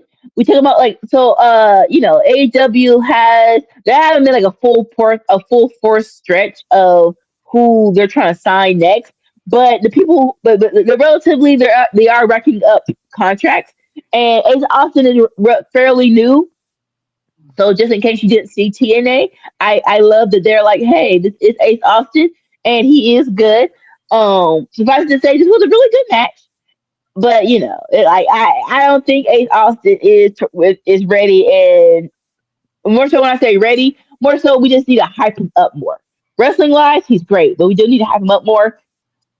Case in point, 1, 2, 3, Moxley does win this match. Any thoughts? I think this is fine. The Bang Bang Gang, obviously, like we talked about when we talked about their match on Collision, is very down, right? So I think Ace Austin and Austin Gunn are the only two that are active and not injured at the moment from the Bang Bang Gang. So, we're missing the other members, and they're not there to support Ace Austin as they should be. But it's still fun nonetheless. Ace Austin's representing well for the Bang Bang Gang, and I thought this was a solid match against Jon Moxley. He had a couple spots where he tried to go for that like disaster kick that he does off the middle or bottom rope. And he tried to do it like 2 or 3 times and he was only successful once. He botched time and it's like, that's fine. I mean, I understand whatever, but like when you try to do something that looks cool more than once, it takes some of the allure away like that when you see it, so it is what it is. I thought he had a good showing. I thought Moxley did a good job of letting Ace Austin get some good offense. Making Ace Austin look good. Ace Austin's a very solid wrestler, so he doesn't have to try very hard. And there's a good spot for Austin to get a match against a guy like Jon Moxley, who's maybe, the face of AEW. It's definitely debatable. So yeah, I mean, I've railed against the eliminator matches in the past just because I think it is what it is. Like either you give him a title shot or you don't. You shouldn't have to beat the champion twice. But at the same time, if you want the title, you have to beat the champion twice. So, I guess that proves that in theory you have a right to be the title holder if you can beat the existing champion twice. So I guess in some regards it makes some sense. Needless to say, Ace Austin isn't going to beat Jon Moxley once here, but the match was solid and I enjoyed it. I thought it was a good spot for Ace Austin. So I think that the AEW, the future for Ace Austin and AEW looks bright. He's only been here, a couple months now, so let's see what it looks like in a year or so. But right now it looks like he's headed in the right way, in the right trajectory. So it's progressing. And so we call it. So Moxley is here, relishing his win, but here comes the catch. It's like, all right, this is what we came to freaking see. Cassie gets right in the ring, right in front of Moxley. They're doing a stare down. They jacking off at it. Sorry, they jacking. They're talking pause. But they're talking jack to each other. They're like, and so Tessa does the whole championship. They call it the championship around the waist maneuver. I laugh because Aaron Rodgers used to do it, and he did call it discount double check. I'm like, it was not that. It's a wrestling maneuver, but whatever. But yeah, so to catch the signals, he gets out of the ring, and Moxley's still looking out, and he gets jumped by Dolan Davis, Don Callis family members, and while Takeshi is still walking away, and Jason Doyle are just two jacked up freaking what's the word? Jocks from high school. Yeah. After hitting Moxley from behind, it didn't look like Takeshi wanted to, but he didn't stop. More so, like right now, Takeshi's relationship with the Don Callis family, it feels like a business transaction. You're like, listen, we're just here. I know what I'm supposed to do. I know, listen, until I can make a better move, this is what it is, it's fine. But more so, but it just further along to what you call it, the feud between the Death Riders and the Don Callis family. Your thoughts on this post-match angle? No, it's fine. I mean, Takeshi and Moxley, I'm here for that. I think that's interesting. I guess, Tony Khan has made he's always said he wants all titles to feel equal. And I guess with having the belt on an Okada before and now on Moxley, that belt has some more importance, and him versus Takeshita, who are two big major AEW stars competing for it, makes that belt feel more important, which is good. I'm here for that. And yeah, I guess, the whole stuff with Davis and Doyle attacking Moxley, it makes sense from the Don Callis family perspective, soften Moxley up, all those things. They have this feud with the Death Riders going on, that Don Callis family and the Death Riders, so it makes sense in that regard. Yeah, I agree with you. It does feel more like Takeshita is just kind of a transactional type of member of the Don Callis family at this point. It feels like Don has sided to a certain extent with Okada over Takeshita. So if I'm Takeshita, I'm not happy about that. And like we've talked about recently in the last weeks, that if we had to guess, that it's probably going to be Takeshita, the one leaving the Don Callis family, and or getting kicked out somehow summarily and becoming a face, and then he'll have a feud with the Don Callis family and that match with Okada ultimately, or that feud with Okada. So yeah, I mean, I'm here for it. It's fine. Takeshita's pants, I thought, were a little interesting. I haven't seen pants quite like that in a while. Don't do that. Don't do that. That's the best part of Takeshita. The waist high, what you call it, the waist high, wide legs. Yeah. Out and then come in at the bottom and gather in. But yeah, all right, okay. But yeah. Yeah. I love all that. I'm trying to be respectful because you're married. He's not trying to look good for me. So he's, as long as you like it, that's what matters, right? Not for me. Like I said, he married. I'm trying to be respectful, but yeah. No.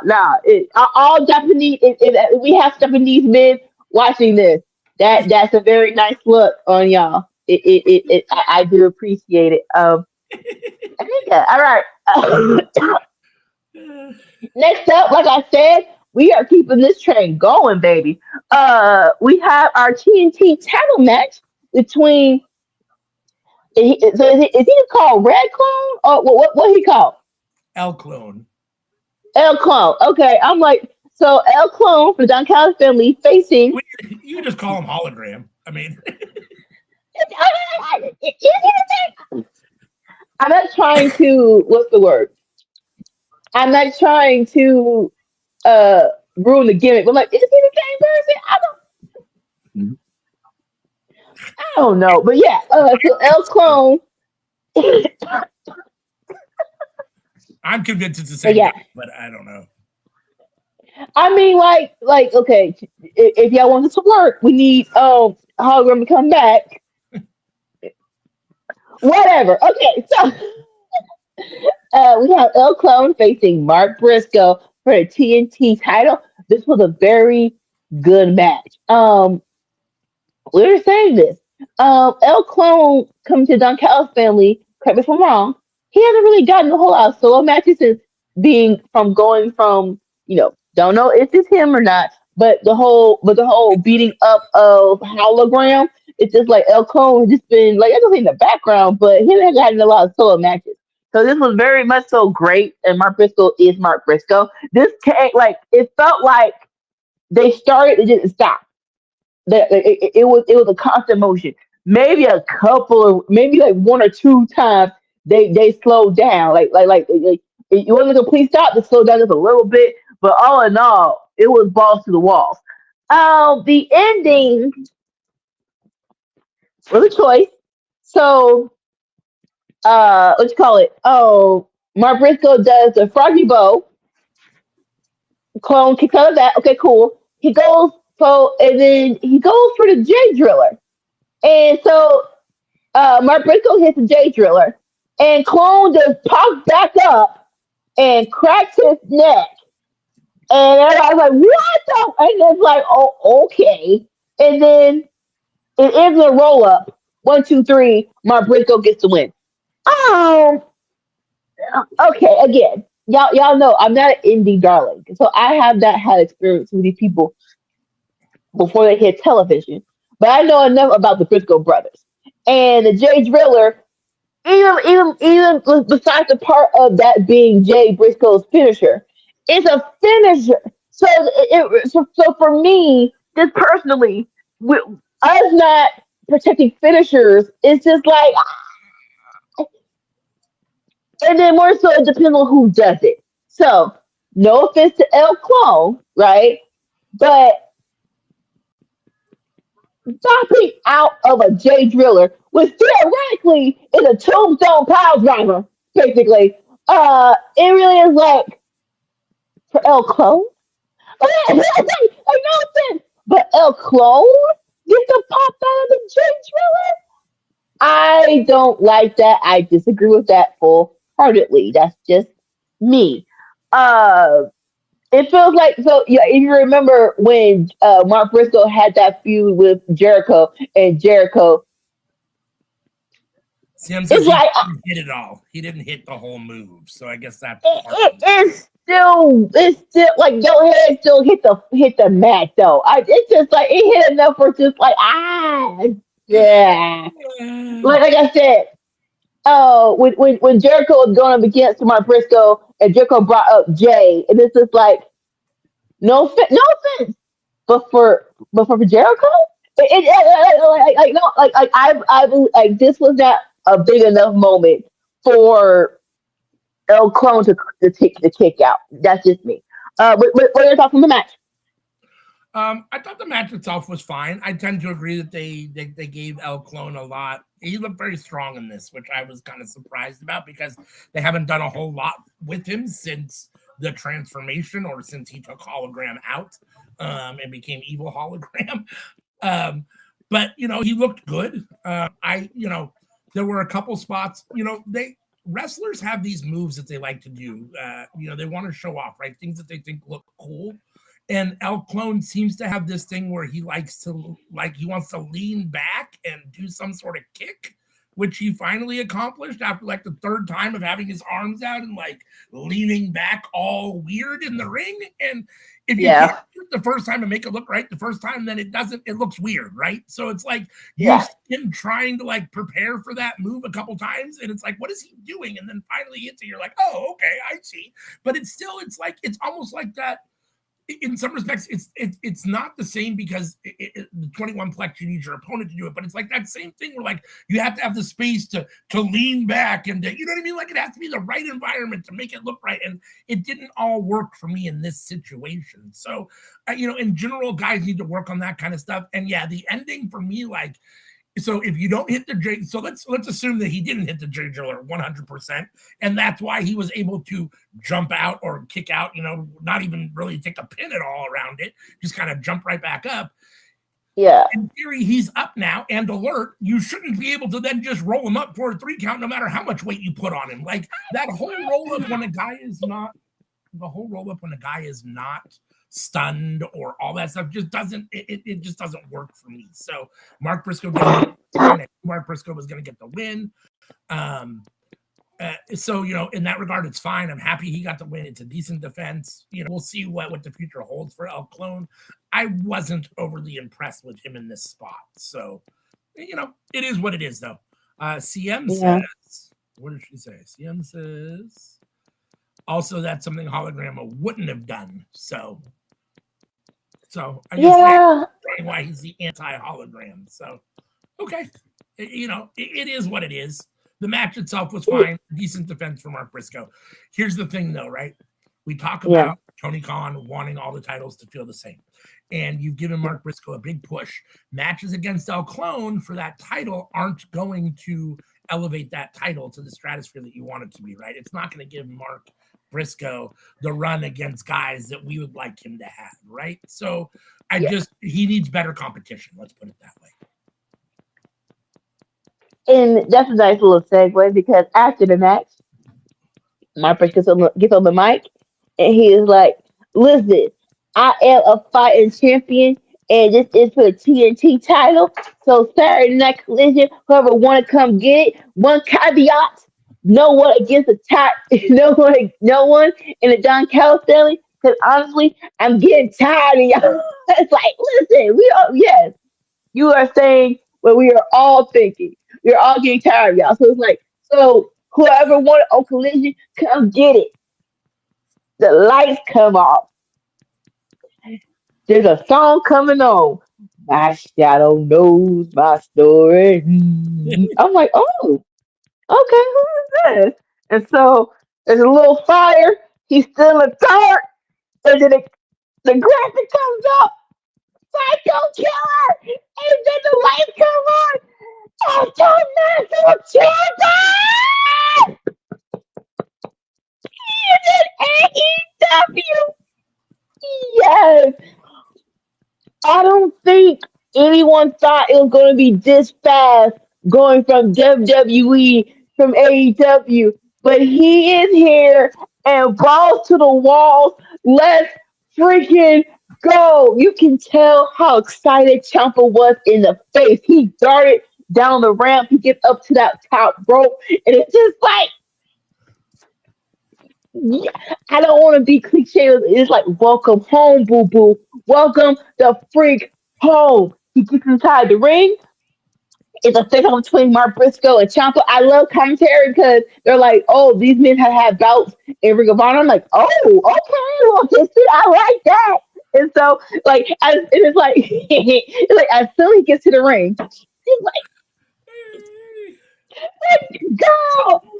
Because, bruh, it's just like, are y'all serious? This is not real life. It is real life. Heck, freaking yeah. But yeah, so as soon as he gets to the ring, he's iron. It's not goldy. It is silver though. But it is titles. So it is goldy. It's like, sir, you just got here, bro. And so yeah, they're going face to face, and then in classic Ciampa form, he kisses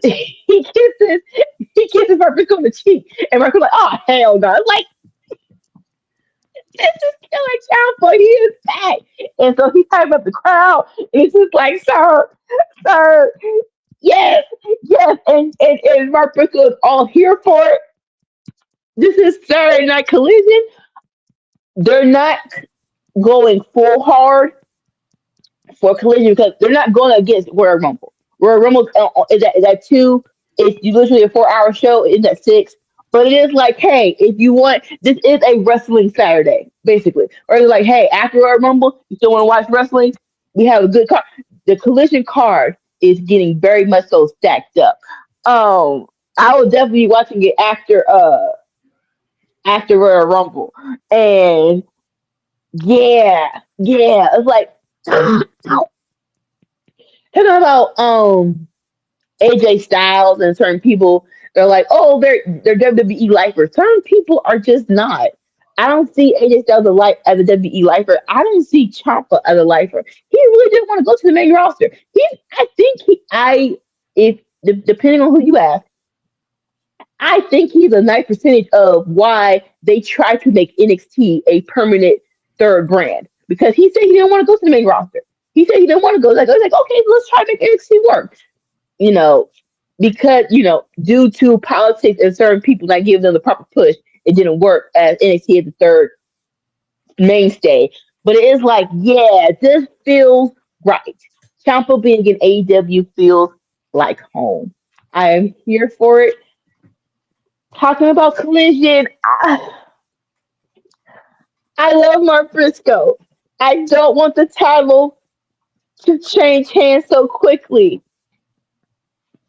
But I am not opposed to Ciampa winning. I'm just not. It's just like it'll be such a statement maker if he wins this belt on Saturday on tonight. I don't know, but yeah, all of this was so great. Your thoughts on the post match?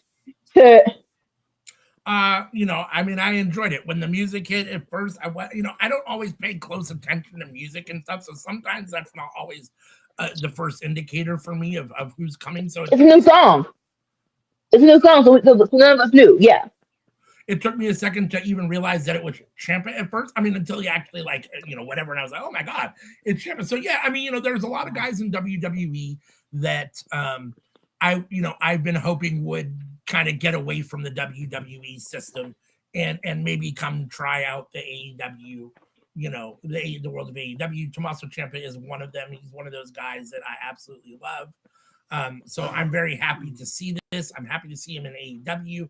I miss getting to watch him because I don't watch WWE. He's not even there anymore, but I don't watch WWE. So, all those things. Here's my only issue. I think this is a great spot. I think it helps elevate Mark Briscoe because Ciampa's known. I think it's going to be a great match. I don't even have a problem in any way, shape, or form, like you said, with Ciampa beating Mark Briscoe for the title. I think it could be a nice spot. Here's my only issue. My only issue is that you, especially Anika, have railed hard against guys coming in and getting an immediate shot. Now, to be fair, I know Ciampa has some background and his name precedes him, so maybe you feel a little bit differently about it because it's Ciampa. But in the past, you have had comments about people coming in and being like, why does he get a title shot right away? Why does he get that opportunity when other guys that have been there paying their dues? I remember that. So I'm kind of interested. So it's kind of surprising to me that you're all in for Ciampa getting this spot here. But it is Ciampa, so in some regards, it makes sense. I get it. And yeah, I'm here for it. I thought Ciampa looked good. I'm here for him versus Mark Briscoe. Him kissing him on the cheek was brilliant. The whole interaction with them, the announcers making sure that we know that they have history. And that that this is that they're not, that they know each other, and that Mark Briscoe needs to pay attention to Tommaso Ciampa more than just because he comes from WWE and whatever. So yeah, no, I'm here for it. I like it. CM says, hear me out. Ciampa versus MJF. Yeah, I'm not opposed to that down the road at some point, either for the title or for not the title. Again, I don't know that Ciampa deserves an AEW World Heavyweight Championship. You can't say deserve. He deserves so. But, it is what it is. And like CM says, she is pointing out that it was an open challenge. And so anyone can respond. So in that regard, yes, Ciampa responding there to get his opportunity. Anybody could have responded to that open challenge, right? And for Tony Khan in the back to say, oh, the new guy that just came over, yeah, he's a big deal. And yes, because it's going to be on Collision against the Royal, not against, but on the same day as the Royal Rumble. It's a nice spot for a former WWE champion or WWE wrestler and champion to get a match here. So, no, I'm here for it. I think it's going to be a fun match. I just was a little surprised that you were so on board with it. It's a little out of character being so on board with someone. You know what? Because you keep saying out of character. I'm so bored with it. Let's be very, very clear. I'm going to try to remember when I even said this and what context. I like context. What was the context of me saying this? The context was probably. Well, you were I don't care. You were frustrated that Alex Windsor was getting as much exposure against Mercedes Moné, and that she got a shot as early as she did. Yeah. Okay. So thank you. Over the time, but that was one of them. So thank you for the context. Yeah. No, Alex Windsor shouldn't have got that because we know why Alex Windsor got that because your husband is Will Ospreay. So no. Her name is not as big as Ciampa. Number 2. Number 3, yeah, just because he needs. You shouldn't have said Alex Windsor. That's heck yeah, y'all know. Heck yeah, not saying Alex Windsor. But either way, yeah. But more so, when it comes to WWE guys going to AEW, there is, I said it before, I'll say it again. There is a swooning period where it's like, y'all have to realize these people just came from an abusive relationship. Y'all need to, in my opinion, y'all need to show them it's not, you can't just say it's going to be different. You have to show them it's going to be different. You have to push them into the comfort zone of, oh, I do feel loved. I do feel appreciated. Now I am more willing to agree with your, what's the word?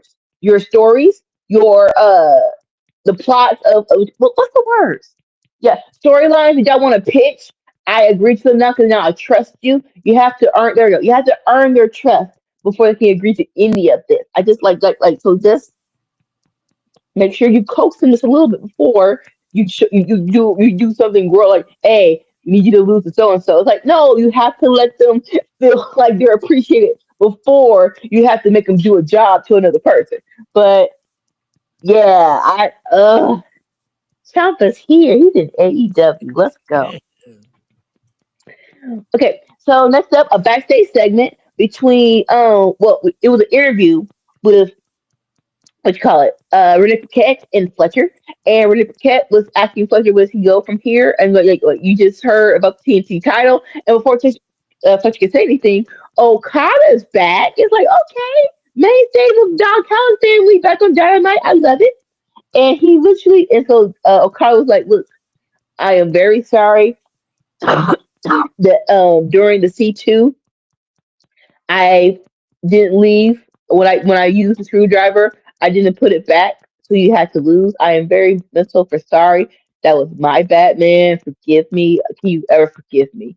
And Fletcher's just deep sigh was like, "Yeah, I forgive you. It's fine." And it's like you listen. The Civil War, it is going to be a Civil War. The Civil War is coming. It's going to be Takeshita versus Okada sooner or later. And so now we're drawing line. We're trying to recruit who's going to be on your side. Okada is not stupid. So this was all good. And so Fletcher leaves, and Okada just looks ahead. It's I'm very happy that he just smart enough to whisper "bitch" underneath his throat when he left. But he's like, "Listen, I can't do it yet. Gotta make sure he's on my side." This was cool. This was cool. I am very glad for the top people in the Don Callis family back on Dynamite. That's where they belong. And storyline moving forward. I love it. Your thoughts? When you refer to him, refer to his full name, the proto Kyle. When did you get on this kick? When did you get on this kick? We're calling him Proto Star. I'm not. I thought we were in this together. What the frick is your full name? Fletcher Omega Kyle Deuteronomy Fletcher. What's your? I don't understand what you want us to call you. No, I thought this was fine for what it is. Yeah, I mean, clearly Okada's trying to recruit people and pick sides. He wants Fletcher on his side. This is his way of ultimately trying to push Takeshita out.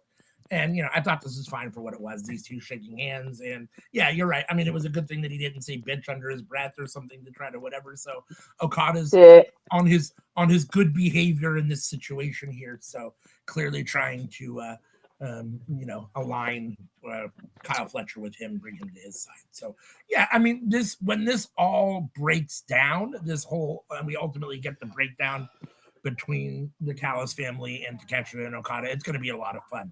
They're building this up, and they're doing a very slow burn on this, which I can appreciate because I feel like it's going to be that much better when it happens. At the same time, you can't let it burn too slow. You got to get to it before it gets stale or feels like it's dragging on. So it's not that way yet, but if it doesn't happen soon, it could start to have that feel to it. So we've been doing this kind of circling each other for a little while, which I thought took maybe a little longer than it should have. Now we're in kind of the second phase, which is we're now trying to kind of Okada trying to seed sows of whatever, of dissension in the family and bring people to his side. So that's kind of the next phase. So once he has all the support, he can try to push Takeshita out, and then we'll get the whole thing. But just don't take too long to get there. It's fine to let it slow burn and play, but just don't let it burn too slow. Don't let it get stale. Definitely agree. If this is not at Revolution, I'm not sure what we're doing. This definitely should be at Revolution. All right, but next we have our AEW Men's World Heavyweight Champion coming out, MJF. He comes in, gets the mic, and listen, I'm not sure what happened where Taz stopped being a heel commentator. Cause I'm like, why? What did you being a heel commentator is your bag. Case in point, MJF turns to Taz and says, "Well, I don't even know why we're here. I'm not sure why I'm appearing in a joke like this, Taz." Well, you agree? Like, yeah, I agree. I'm like, oh my god, like this prime Taz commentary is a heel Taz, in my opinion. And so, before we get to anything else, here comes Brody King, and so. We call it in the Everton sense. He's like, cut his music. And as soon as he cuts music, the dogs start barking, hoo, hoo, hoo. And so he's like, Look here. It's like, didn't I tell you you had to be elite people? Like you're just following me around like a little dog.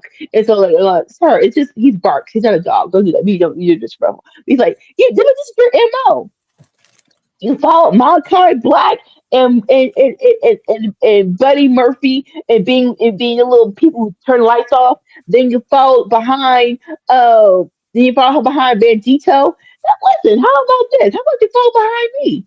I'm like, you can, get you some better clothes, of course. You can be my little right hand man. It's like, y'all know how that turned out. Uh, Wardlow. He's like, well, what do you say?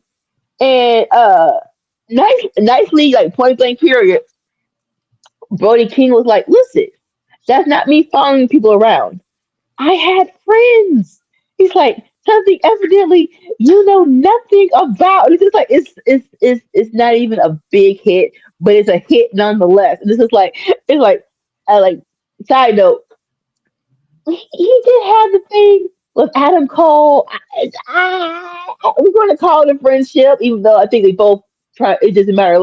Sooner or later, they're going to stab each other in the back. We just, But either way, it's just like, so. But listen, I took what you said straight to heart when you said I had to be elite talent, and so I went to Tony Khan, and we discussed who that elite talent should be. You, and he's like, Mitchell, like, I'm sorry, what? He's like, you. So this was gonna happen. I'm gonna do a qualifier match, and if I beat you, I get a chance at the title.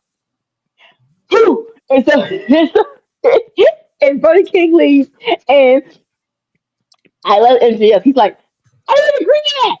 I didn't agree to that, and I love this. So lastly, girl, like, who could MJF possibly face who's elite talent? Um, we had a couple of good answers, but I love this. I just was very much so thought out. This was very much so crafted. Everybody put their role perfectly. This was a very good segment, in my opinion. Your thoughts? I thought this was good. The only argument that I have with this, or the only complaint gripe that I have with this, is it's not. Brody King is solid. This was fine. He talked great. He sounded great. I thought he came across fine for what he did. I'm just not necessarily the biggest fan of them presenting him this way. Like, I don't need the stand in the corner, Really? just listen, Brody King, the guy that then comes out and says a bunch of words and is just kind of, I want him to come out, not say anything, and just be a beast and a monster. Just stand right on top of MJF, just intimidate him, stand over him, just look at him crazy. He doesn't. I mean, not that not that I have a problem with Brody King talking, because he's fine. I just don't need it. I want more of a monster kind of attitude and persona from him, as opposed to just, I'm this nice guy that just, happens to be big. Like, I want to see that more kind of presented in that way. That being said, he sounded good. He talked great. I thought it worked out well for him. And I think that this promo and this feud is doing a lot to potentially raise his status, or, in AEW. So I'm here for it. I just want him presented in more of a monsterly fashion. Yeah, no, I get that. Yeah, I get that. More so, like we've been saying that. What's the word? Talking is not Brody King's strong suit. So, and the big bad dude, I just need that in the ring. It's like I just need that in the ring more so than, what's the word? Like, all the time you're just big and you're mad. And like, yeah, let me be casual with it. But when the bell rings, I run through you like a madman. So I appreciate this. Yeah. CM says the criticism is that big men don't talk well in AEW, and Brody's proving that wrong. No, I agree with that. No doubt about that. I mean, he's showing that he can do it. I just want more monster Brody King. But I agree with what you're saying, which is that he doesn't always have to be like that. That's not always your personality, right? So you can turn it on when you need to in the ring, and you can kind of turn it off and be a normal, normal human being when you don't need Right? I'm like, but more so, like, we need y'all to do well by a big man. We're going on 7 years. We're going on 7 years of AEW. we haven't really had a big man get to that pristine level. And it's like it's listen, either pit or get off the pot. We need somebody up in here, man. And Brody King is definitely a top contender. But this was a nice segment. But honestly, for me, like that's one of the things I like about AEW because I feel like WWE for so long was centered on just the big meaty guys, and the bigger you are, the more you look the part, the more you're gonna get pushed.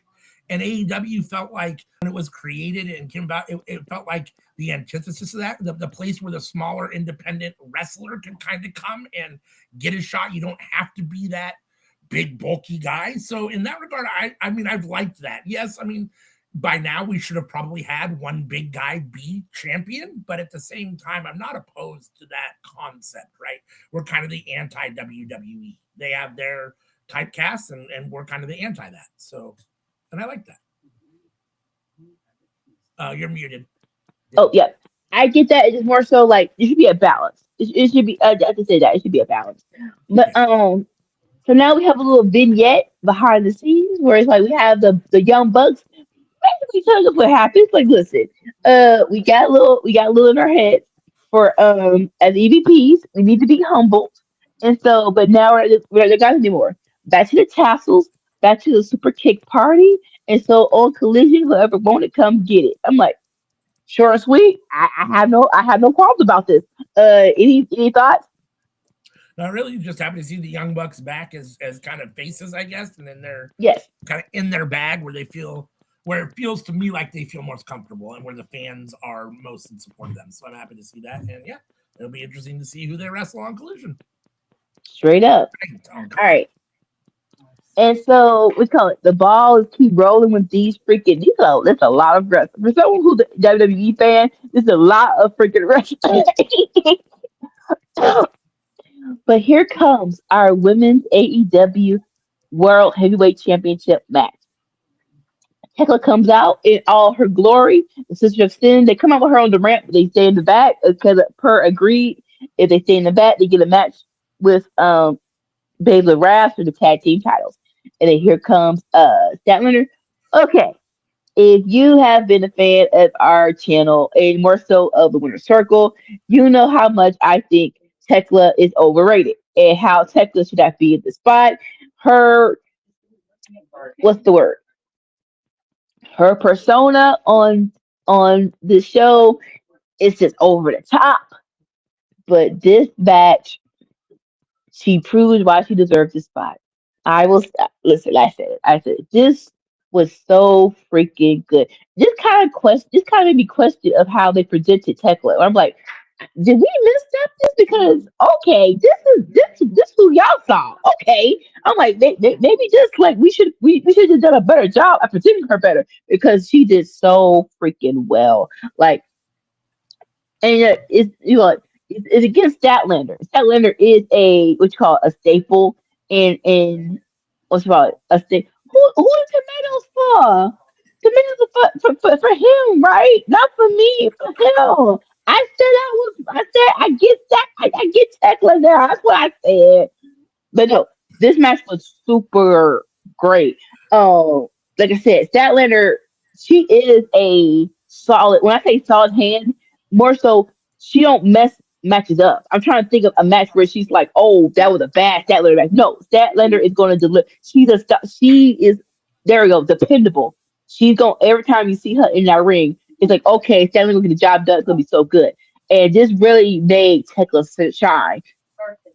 Like to the point, I'm like, if we this what I'm sorry, Tekla with the Sisters of Sin was was a freaking cartoon villain.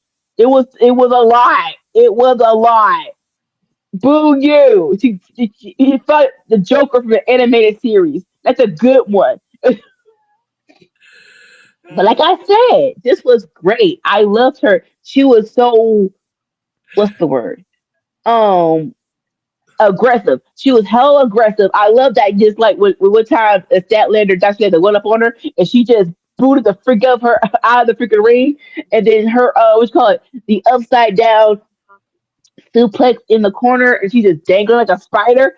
It was just like, yeah, like Grand Slam Australia is in February. Y'all could have pushed this further back if y'all wanted to. That's just my opinion. 'Cause I don't like. Not sure if you have any plans for Statlander, but like this could have been in Australia, in my opinion. But suffice to say, Statlander with Saturday Night Fever, 1, 2, 3. Statlander is still champ.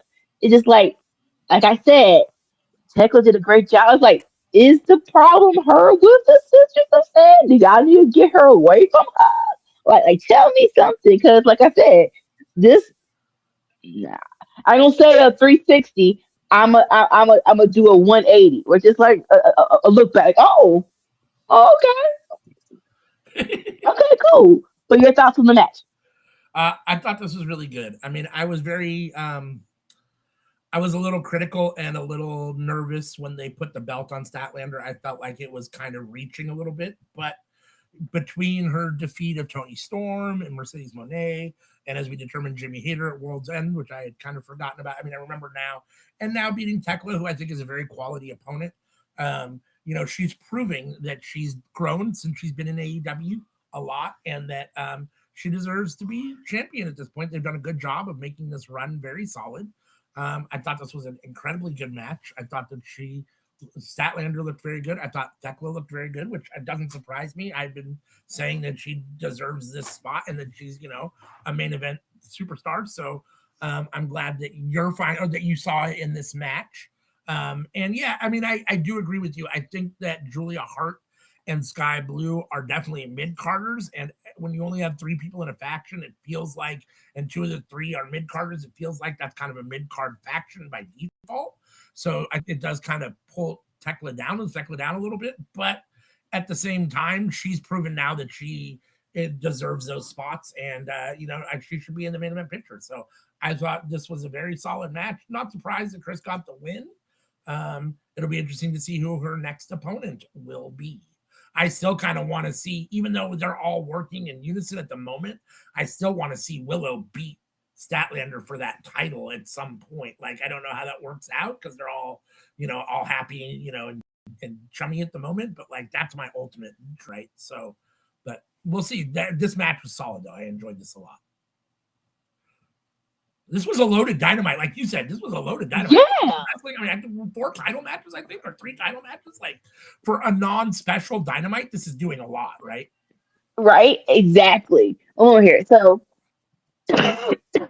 next up, a little backstage promo between the Don Callis family, more so just Don Callis, Kyle Fletcher, and Takeshita. And Don is pontificate, like just talking so much. He's like, "Listen, it's time to bring the gold home to dad." I'm like, so we really trying to get over calling Don Callis daddy. Oh, is this what we're doing? Is this what's happening? Oh, okay, fine, whatever. But so he's like, it's time to bring the gold home to daddy. And he's like, now, first things first. Andrade already declared himself in the main event picture to go for the AEW World Heavyweight Championship. So, Cal Fletcher, I need you to get your eyes back on the TNT title and to catch them. It's time for you to get the gold back from John Moxley. And the only way to get better is to forgive Okada. I'm sorry. He said to forgive Okada. How is 2 and 2 equal fault? How does what does one got to do with the other? What does it have to do? And so Don Callis leaves, and this was so heartbreaking. And so it's just Fletcher and Takeshita, and Takeshita goes to Fletcher. He's like, "You really forgave Okada?" And Fletcher's like, "Listen," and so Fletcher and then Takeshita left, and just Fletcher's like, it's like, we've been saying that it's been all business with Takeshita and the Don Callis family because evidently, like you said, for whatever reason, Don Callis chose Okada, even though you owe. I'm like, listen, okay, sorry. I'm an Okada fan, but between Okada and Takeshita, I'm a Takeshita fan. So I'm team Takeshita all day. But I'm like, so how you just go choose the old dude over Takeshita, whatever. But yeah, but like I said, Takeshita, it's viewed as, listen, we already knew what it was, but it seemed like Takeshita and Fletcher, they were still friends. Like he actually still, when he's talking about family, it was still Fletcher and Takeshita like actually had a relationship. So when he just turns to Fletcher and says, "You forgave Okada," and it's just like, take it back, take it back. It was like, ugh. So Fletcher, Okada might still have an sorry, Takeshita still might have an ally in Fletcher. We'll see. We'll see. Fletcher just forgave Okada, but he didn't really pick sides yet. So we'll see what side Fletcher lands on. Side note, I did love Fletcher's facial expressions when Don was saying Andrade's gonna go for the heavyweight title, and Fletcher, you just stay with team. He's like, Fletcher's like, listen, I've already had that. I think in Fletcher's mind, I've already had this title. How you gonna give the heavyweight title? I ain't gonna say give, but you gonna back. There we go. You gonna back Andrade going for the heavyweight championship, but not me. It's just like I feel you, Fletcher. We all felt you. I just you trying to move forward, but whatever. But it's like so it's all like for Don Cal's family drama. I was here for all of this. Your thoughts? Yeah, I thought this was fine. I mean, you basically pointed out what I was going to point out, which was just that it seemed weird to me that out of all this, essentially what we get is that the newest returning guy to the Don Callis family is a guy that's going to get the opportunity at the biggest title, where Kyle Fletcher, has already proven that he deserves that spot, and or Takeshita.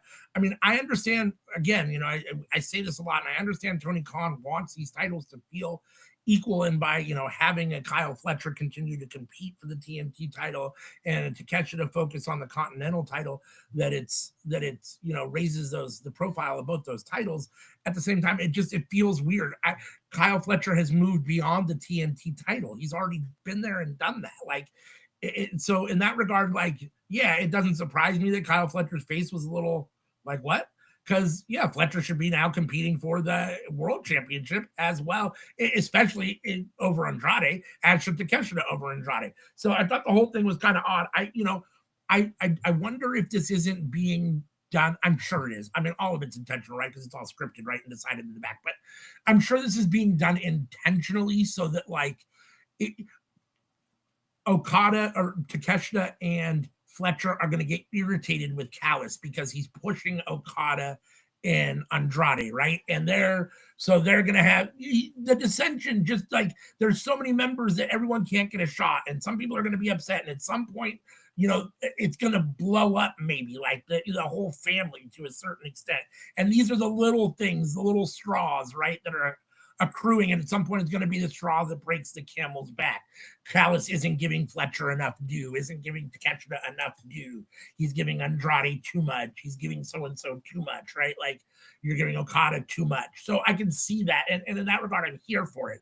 But I just thought, I do think it's interesting, though, that Kyle Fletcher's going to, I guess, be stuck in the TNT title bubble while Takeshita's over in the Continental Classic bubble, and he wants Andrade competing for the world title. So I mean, you're daddy, so I guess whatever daddy says goes. But it was. See, that's weird. That's weird. This is the L. But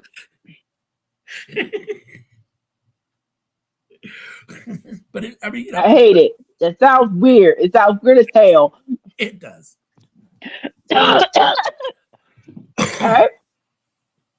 Back from commercial break. We get a little bit of a recap, if you did see Collision like we did, of Jack Perry talking about his promo on Collision about going for Ricochet's title, and then we get earlier today a video of Ricochet. Listen, being a straight up dork. This is for closed caption periods. So we heard you said on Collision. Here's our answer, and we turn back. In case of agony beating up Jack Perry. Boo! It's like, oh, get off of him. He don't have no backup. This is so wrong. And ultimately, they do the what you call it, it's an agony finisher and onto some equipment crates and basically taking out Jack Perry. They're definitely trying to build this match up. It's going to be announced later on in the night that it's going to be Jack Perry versus Ricochet on Dynamite. So here's the thing, right? If you've done most of this feud on Collision, I think the blowout should be on Collision. I love that Ricochet and Jack Perry are on Dynamite, but it is like if you didn't show like if it's only one if most people on Collision, it feels like it should be on Collision. That's just me. If it's a Collision, like Collision storylines still are a thing, so I felt like this should have been on Collision. But it's a decent hype up. At least you recapped before Dynamite, so at least next week they'll know why they're fighting for this belt. Cool. It was alright. It was fine. Your thoughts? This is classic heel stuff, right? I mean, they beat up Yeah. Luchasaurus, so now Jack Perry has no friends, and now they're beating up Jack Perry to soften him up before the match. All these things to make sure that Ricochet has a better chance to win. That's what they should be doing. Yeah, I mean, I'm here for all this. It shows Jack Perry in a vulnerable position. It makes you sympathetic for him. It makes you want him to beat Ricochet. Ricochet's doing a great job as a heel. The Gates of Agony are finally getting the push and the play that they should get. I feel like they've earned it. They look the role. They're solid in the ring. They talk well. I think they've earned this spot, so it's good to see that. And yeah, I mean, I'm here for all this. I think the match should be fun. So Yeah, most definitely. Like even like that thing about AEW, big or good or bad about build up, the match is gonna be fire, no matter what. All right, now it's on to our third AEW title match tonight. Or yeah. Moxley versus Ace Austin for the qualifier, but nonetheless, um, is our tag team championship match. FTR versus Jake. I was gonna say Jake something so badly. Doyle and Davis, and as we suspected, this was big meaty man, slapping beat. It went balls to the wall. It was going so fast. It was going so good.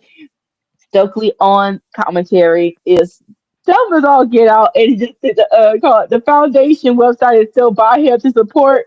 It's like we already like, sir. I'm pretty sure you're fine because you're out of the hospital, but whatever. Like I said, it was going good, but unfortunately, uh, Jake Doyle, like they took him out, like they were trying to get him over the top rope, and he held onto it, and he just ripped his bicep.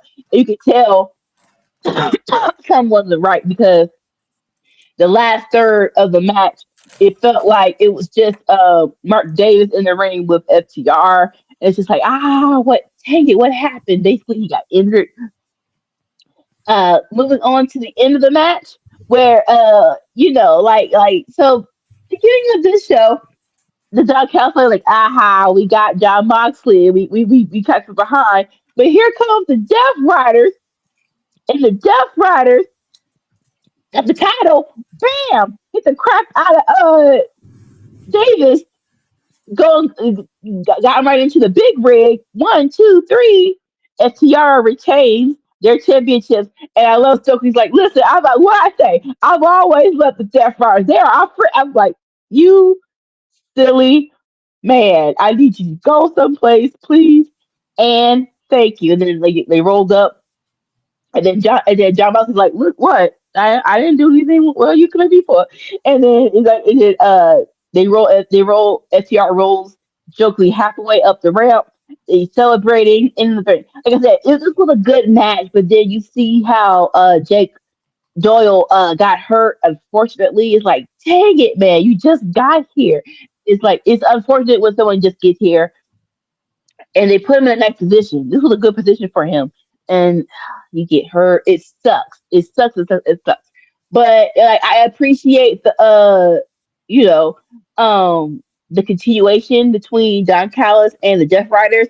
This, like I said, even after like I said, the ending didn't land because he got hurt, and also it's even though the Death Riders are technically baby faces in this thing, it's essentially three heels in this scenario. It's just like we could have had. It could have probably been better if a baby face won, but semantics. It's fine. What are your thoughts on all of this? I hope that Jake Doyle is not seriously injured and that it's just something, whatever, and that he's back quickly, because I do like Davis and Doyle. This match was fine. I didn't think they were going to be beating FTR, but I thought that they had a good look. I'm always disappointed when a solid match ends the way this one did, which is outside interference.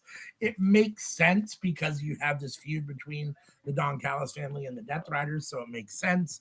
At the same time, I was just disappointed that that's the way that FTR was able to get the win. It's fine. Stokely's great. His praise of the Death Riders is great. I don't have a problem with any of this in a vacuum at all. I like matches that end cleaner, especially when it's a good match. And like you said, I hope that Doyle is not seriously injured because I think, like you said, this is a good spot for him, and I think that we're going good. Yeah, it's very interesting, right? The Death Riders at the moment because with the Don Callis family, they've definitely kind of taken on the face role a little bit in that feud, but this was a heel move, even though it's against the Don Callis family. Like, this is still a heel move and heel action. Yeah. So the whole thing is very weird, right? Like you said, yeah, it's essentially three heels in this situation. So Tony Khan definitely is, for what it's worth, he likes to book sometimes against the grain. For as much as he does, it's typical. He likes to do stuff that's against the grain as well. And sometimes it works and sometimes it doesn't. This is working so far. Okay. We'll see if it continues to work. I'm not for booking faces against faces and heels against heels on a regular basis. I don't think that works on a regular basis. I understand that there's a desire to try to do things differently. And I am critical about, overused tropes a lot and things on wrestling that have stayed too long. There is something to be said for the fact that the way it ultimately works best, unfortunately, is when you have a good guy versus a bad guy. So, when you have two good guys and two bad guys facing each other, it just doesn't have the same feel to it. Agreed.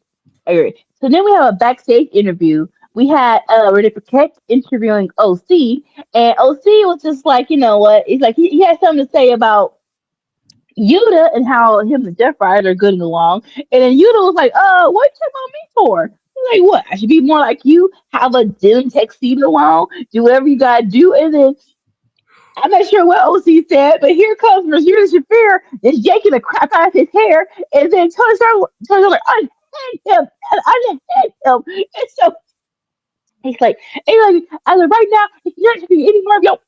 And then and then Marina, she's like, oh, is it just like getting a little more comfortable with Tony Stark? Like, oh, Tony, what's wrong? Do you need some more milk, or you need you gotta see your girlfriend some flowers? He's like, oh, how dare you? It was a whole big scene where security got involved while OC and Tony Storm just danced off. It was a lot. It was a lot. But they did what's call it. They did announce that it's going to be OC and Tony Storm versus Marina Shafir and Yuta on Collision. It's gonna be a good match. This was so dramatically comical. And I'm not opposed to it. But I am like, after Collision, this should end. I want more for Tony Storm. I think we all could agree it was time for her to drop the belt. I'm like, okay, it's time for her to drop the belt. But I didn't think she was gonna be this. I don't think this far down. But this isn't a proper program for her. No offense. Like I love Marina, but I think we've gotten the most out of this rivalry that we could get. Like, it's time to move on. That's just my opinion. But your thoughts on this whole hilarious thing? Honestly, for me, even with everything that was great on Dynamite tonight, I thought this was the best segment. This was my most enjoyable segment. Tony the most exciting women's promo. She may be the most entertaining promo in wrestling, men or moment. Like, just everything she does, her whole timeless Tony Storm persona is it just makes me happy. I just love it every time. She always has something amazing to say. It's always fun. It's always great. I agree with you 1000%. Marina Shafir is not in her league. The feud with Marina Shafir is not doing Tony Storm any any service or any justice. And I think it's meant to elevate Marina Shafir, but it's not. It hasn't really done that for me either. I did like when Marina spoke. I'm assuming it's Russian or whatever language she speaks to Tony. I enjoyed that. Thought that was a nice little thing. I thought that her and Tony had some good chemistry in the promo. And yeah, her and OC. I don't even like OC, but OC was in his bag. And her and OC. Tony and OC kind of dancing off while Marina Shafir is all pissy and having to be separated from them was just hysterical. I thought this hit, and it checked every box for me in every way. So this was my favorite segment of the whole show, and it's a promo, so I enjoyed it. I mean, I'm all in on Tony Storm, timeless Tony Storm, 1,000%. Like everything she does at the moment is perfect for me. So I will agree that the chemistry between Mariah and Tony in this promo was better. I will say that. I'll give you that. All right, now let's tap for the main event of Andrade versus Swerve. Unofficially, whoever wins this gets to the next stage of the tournament, quote unquote, to see who faces MJF for that title. Now, listen, like I said, why Andrade in this space? I'm pretty sure they had probably when Andrade came back, they had a conversation of, hey, and I come back, it gonna be no half, basically, sorry, excuse my French, half assing it with me. I gotta be in the main event picture, which I'm fine with, but just hype it up a little bit better. And I was like you just can just drop him in the freaking main event picture like basically a grenade. But but nonetheless, Andrade in that ring can go. Like that is a certified fact. And him versus Swerve, it's like, so tell me, again, y'all will probably know more than I do. Did they ever face each other in Lucha Underground? Because their chemistry is off. Their chemistry was off the charts. This was a very good freaking match where it's just like, again, it was balls to walls. It was any. I love, like I said, the pace. If you're going to do this, the pace, one or two rest holds. That's it. And they came to the point. Like I said, on Collision, I guess we're going to keep this whole Latin lover persona where we did it. We had another person in the crowd that wanted to take a selfie with Andrade, but that backfired on him because he got hit in the head, and then it was like a backflip. He didn't. But while we're outside, he backflipped Swerve into the freaking ring apron. I'll keep the point. Swerve ricocheted the crap out of his back when he hit that thing. I'm like, dang! Go ahead. Yeah, that really hurt. And the ending, how that house call was crazy, but with a little bit of cheating, Andrade beat Swerve. So this is this was the first loss Swerve got. He came back. He came back. They protected him because it was a little bit of interference. You kick him in the you hit him in the balls. So it isn't 100% legit. But still, Swerve lost to Andrade. I'm like, oh, so y'all are really pushing this. All right, fine, cool. Like I said, great match. Next off, we're going to get Andrade versus Kenny Omega this week. Like, dang. It is what it is. But like I said, this match was really much so great. Your thoughts? Yeah, match itself was fine. This is the right spot for my comment. These two have a lot of hair. There was a lot of hair flying. It's incredibly long and all over the place. And Swerve's got some long ass hair too. I was like, there's a lot of hair flying around this ring. No, I enjoyed this. I thought this was good. I mean, I think this reminds you why Tony Khan thinks Andrade belonged kind of in this spot. I thought that he looked like he was in the right area. He doesn't look like he's above his head. Wrestling wise, I think he's on the same level as most of these guys, the Hangmans, the Swerves, those kind of things. He hasn't been booked that way. But I think, skill wise, that's where he is. So I think this is a good spot for him. I was definitely surprised that he got the win over Swerve. I think that's twofold. I think I'm glad that they did it in the way. I don't like when they have low blows and match ends that way. I don't like those kinds of endings. Yeah. But in this situation, I think it worked fine because it was the only way to make this look right. So, I mean, not that Andrade can't beat Swerve clean on his own, but this is perfect for him. He's a heel. He's a member of a heel family. This is the right spot to do this and get the win to advance. This is what he should be doing. And yeah, I mean, I think this is fine. Him versus Omega is going to be great. I have a feeling that Andrade is going to be the one that comes out of this. And I think the reason for that is that he's going to ultimately lose to MJF. I think when you look at Hangman, Omega, Swerve, and Andrade, if these are the four that you're looking at to be challengers, I guess, essentially, or part of the MJF reign, for me, I'd start with Andrade too. He's the first one that makes the most sense to be beaten, even though he looks good. It's going to be harder to beat Hangman and Swerve. Jesus, why am I drawing a blank on the fourth person's name? Holy smokes. Oh, Kenny Omega. So, they're still trying to figure out how to make that all work, right? So, or who's going to win, or if he's going to win, MJF's going to beat those guys. But for now, him beating Andrade is reasonable. But Andrade's also a very solid opponent. He just beat Swerve, so it makes sense that, he's a legitimate opponent. So I think he's going to probably end up getting the win over Omega too, somehow, probably cheating again. And then his MJF. So I just think that's the way that Tony Khan probably sees it as working out best, which is fine. You get Andrade that spot, plus he loses, which is fine because he shouldn't be beating MJF and shouldn't be champion at this point right now. Not when you're thinking about the other three people that are in the conversation now, to be fair. All three of those guys have been champion, right? And Andrade hasn't. So at least he's new. It's not a recycled situation, right? And Hangman's been champion twice now. So, it is what it is. Potentially putting the belt, if you're going to have somebody beat MJF and you want to do something different, I guess putting that belt on Andrade, even though it seems a little premature, is at least different and original to a certain extent than putting it just back on Swerve or back on Hangman or even on Omega again. So, it kind of is what it is, as we say a lot on here. The match itself was very, very good. Both men can really wrestle. I thought it was a solid main event.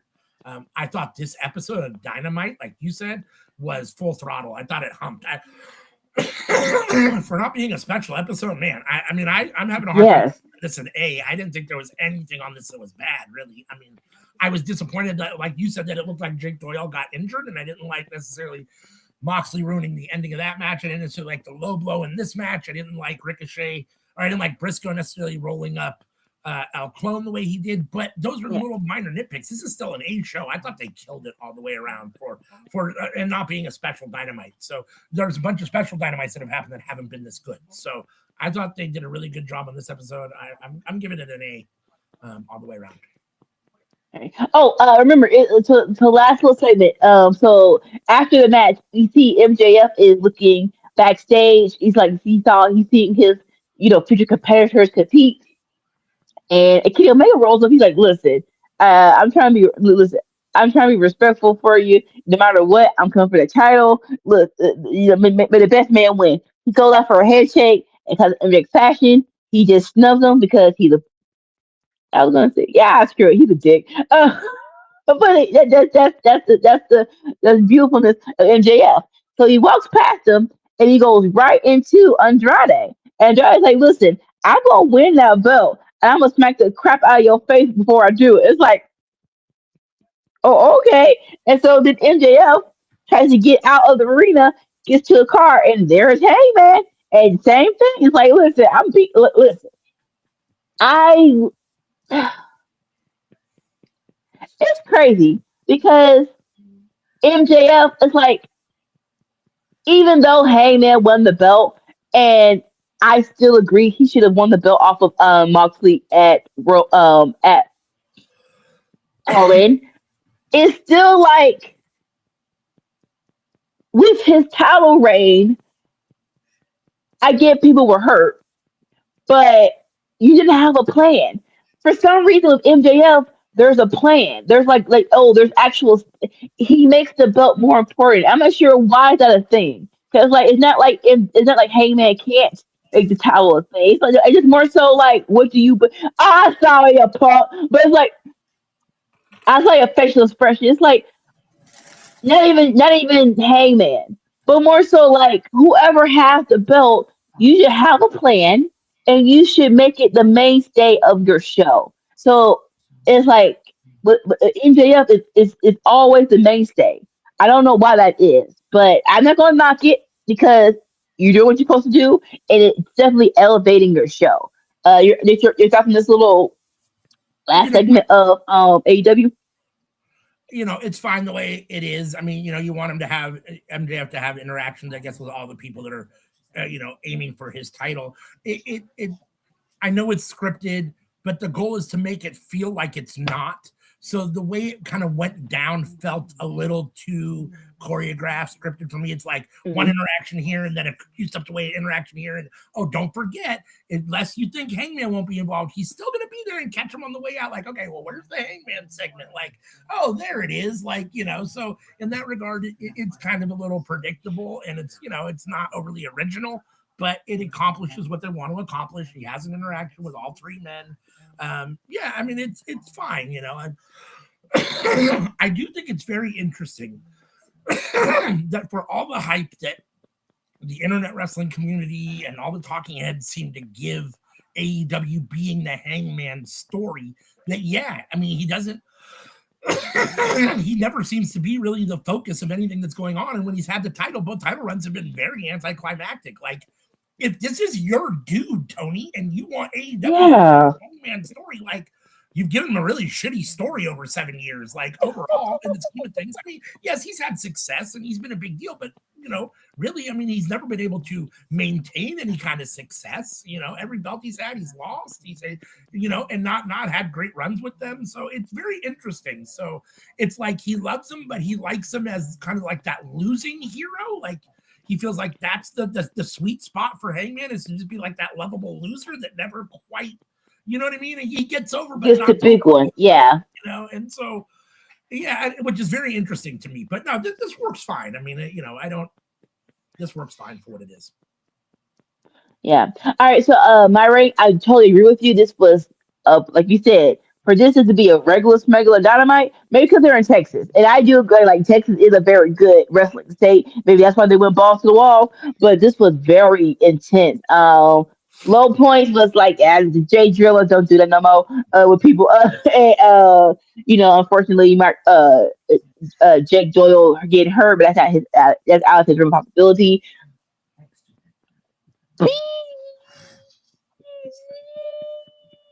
Dynamite won. Dynamite won. But an official rating for me, I'll give it a minus. Yeah.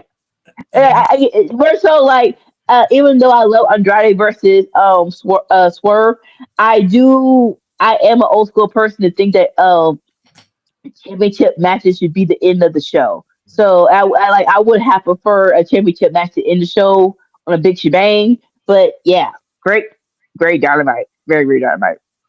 I agree. All right. So Anika has graded Dynamite at an A minus. I graded it an A. I gave Collision a C, and you gave Collision a B. C plus. C plus. That's right. C plus. So Dynamite does get the win by a substantial margin today. Dynamite definitely was the better show this week, no doubt about it. I thought Dynamite was a solid show from beginning to end. I thought they did a really good job this week. So Dynamite is your winner. Dynamite takes the winner's circle this week. So unless you got anything else to say, we'll do a little house cleaning and we'll get up out of here.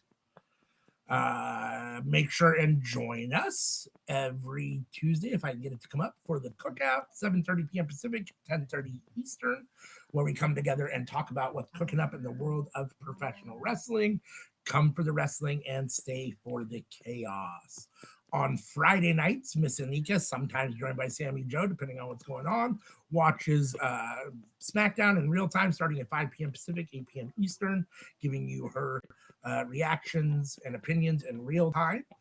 Make sure and join her every Friday for that. Saturday morning, which you're here with us now for the Winner's Circle, where myself and Anika review AEW Dynamite and AEW Collision from the Saturday and Wednesday prior. Grade each show and declare a winner. This week's winner was AEW Dynamite with a very solid show. So make sure and join us every Saturday morning, as I said, 7 a.m. Pacific, 10 a.m. Eastern, for the Winner's Circle. Let's see, you can catch us on all of these social media platforms. Come over, interact with us. Let us know what you got going on, anything you want to talk about workhorse wise or just anything in general. We don't do a whole lot on there, but if you post, we will definitely respond. Those kind of things. If you scan this QR code, it'll take you to Linktree, and from Linktree, you can get to all of these social media places from one location. And then, if I can get these things to change because my mouse is not cooperating, give me one second. Last but not least, if you don't have time to sit and watch the Cookout podcast, either live on Tuesday nights or later, you can always listen to the audio version. Thankfully, Dolores, our wonderful producer, downloads the audio version and puts it on these podcast platforms so you can catch the audio version there. So if you're driving around in your car or doing chores, you can listen to our golden vocal cords talk about wrestling and all sorts of stuff, whatever it is that we're talking about on that specific Tuesday. So make sure and check that out. As always, if you're new to the Workhorse Wrestling Network YouTube channel, hit that subscribe button. It's free. So hit that like button on this video. Hit that bell on the YouTube channel. That's the best way to make sure that you're notified every time we put something up on the YouTube channel. If you're with us on Twitch, thank you for joining us. Give us a follow over there. I guess we're up to 253. So thankfully, I think we got 2 last night, thanks to Anika's great work on Friday Night Fights. She brought in, it looks like 2 new subscribers. So Yay. thank you, Miss Anika. And if you have anything else to say, we'll cut the lights and get up out of here. All right. Hey, all right. Until next time. Peace. Bye. The bell, that's the call. Winner circle standing tall. LW, Sammy, and Nika break it down. After it all, Dynamite Collision.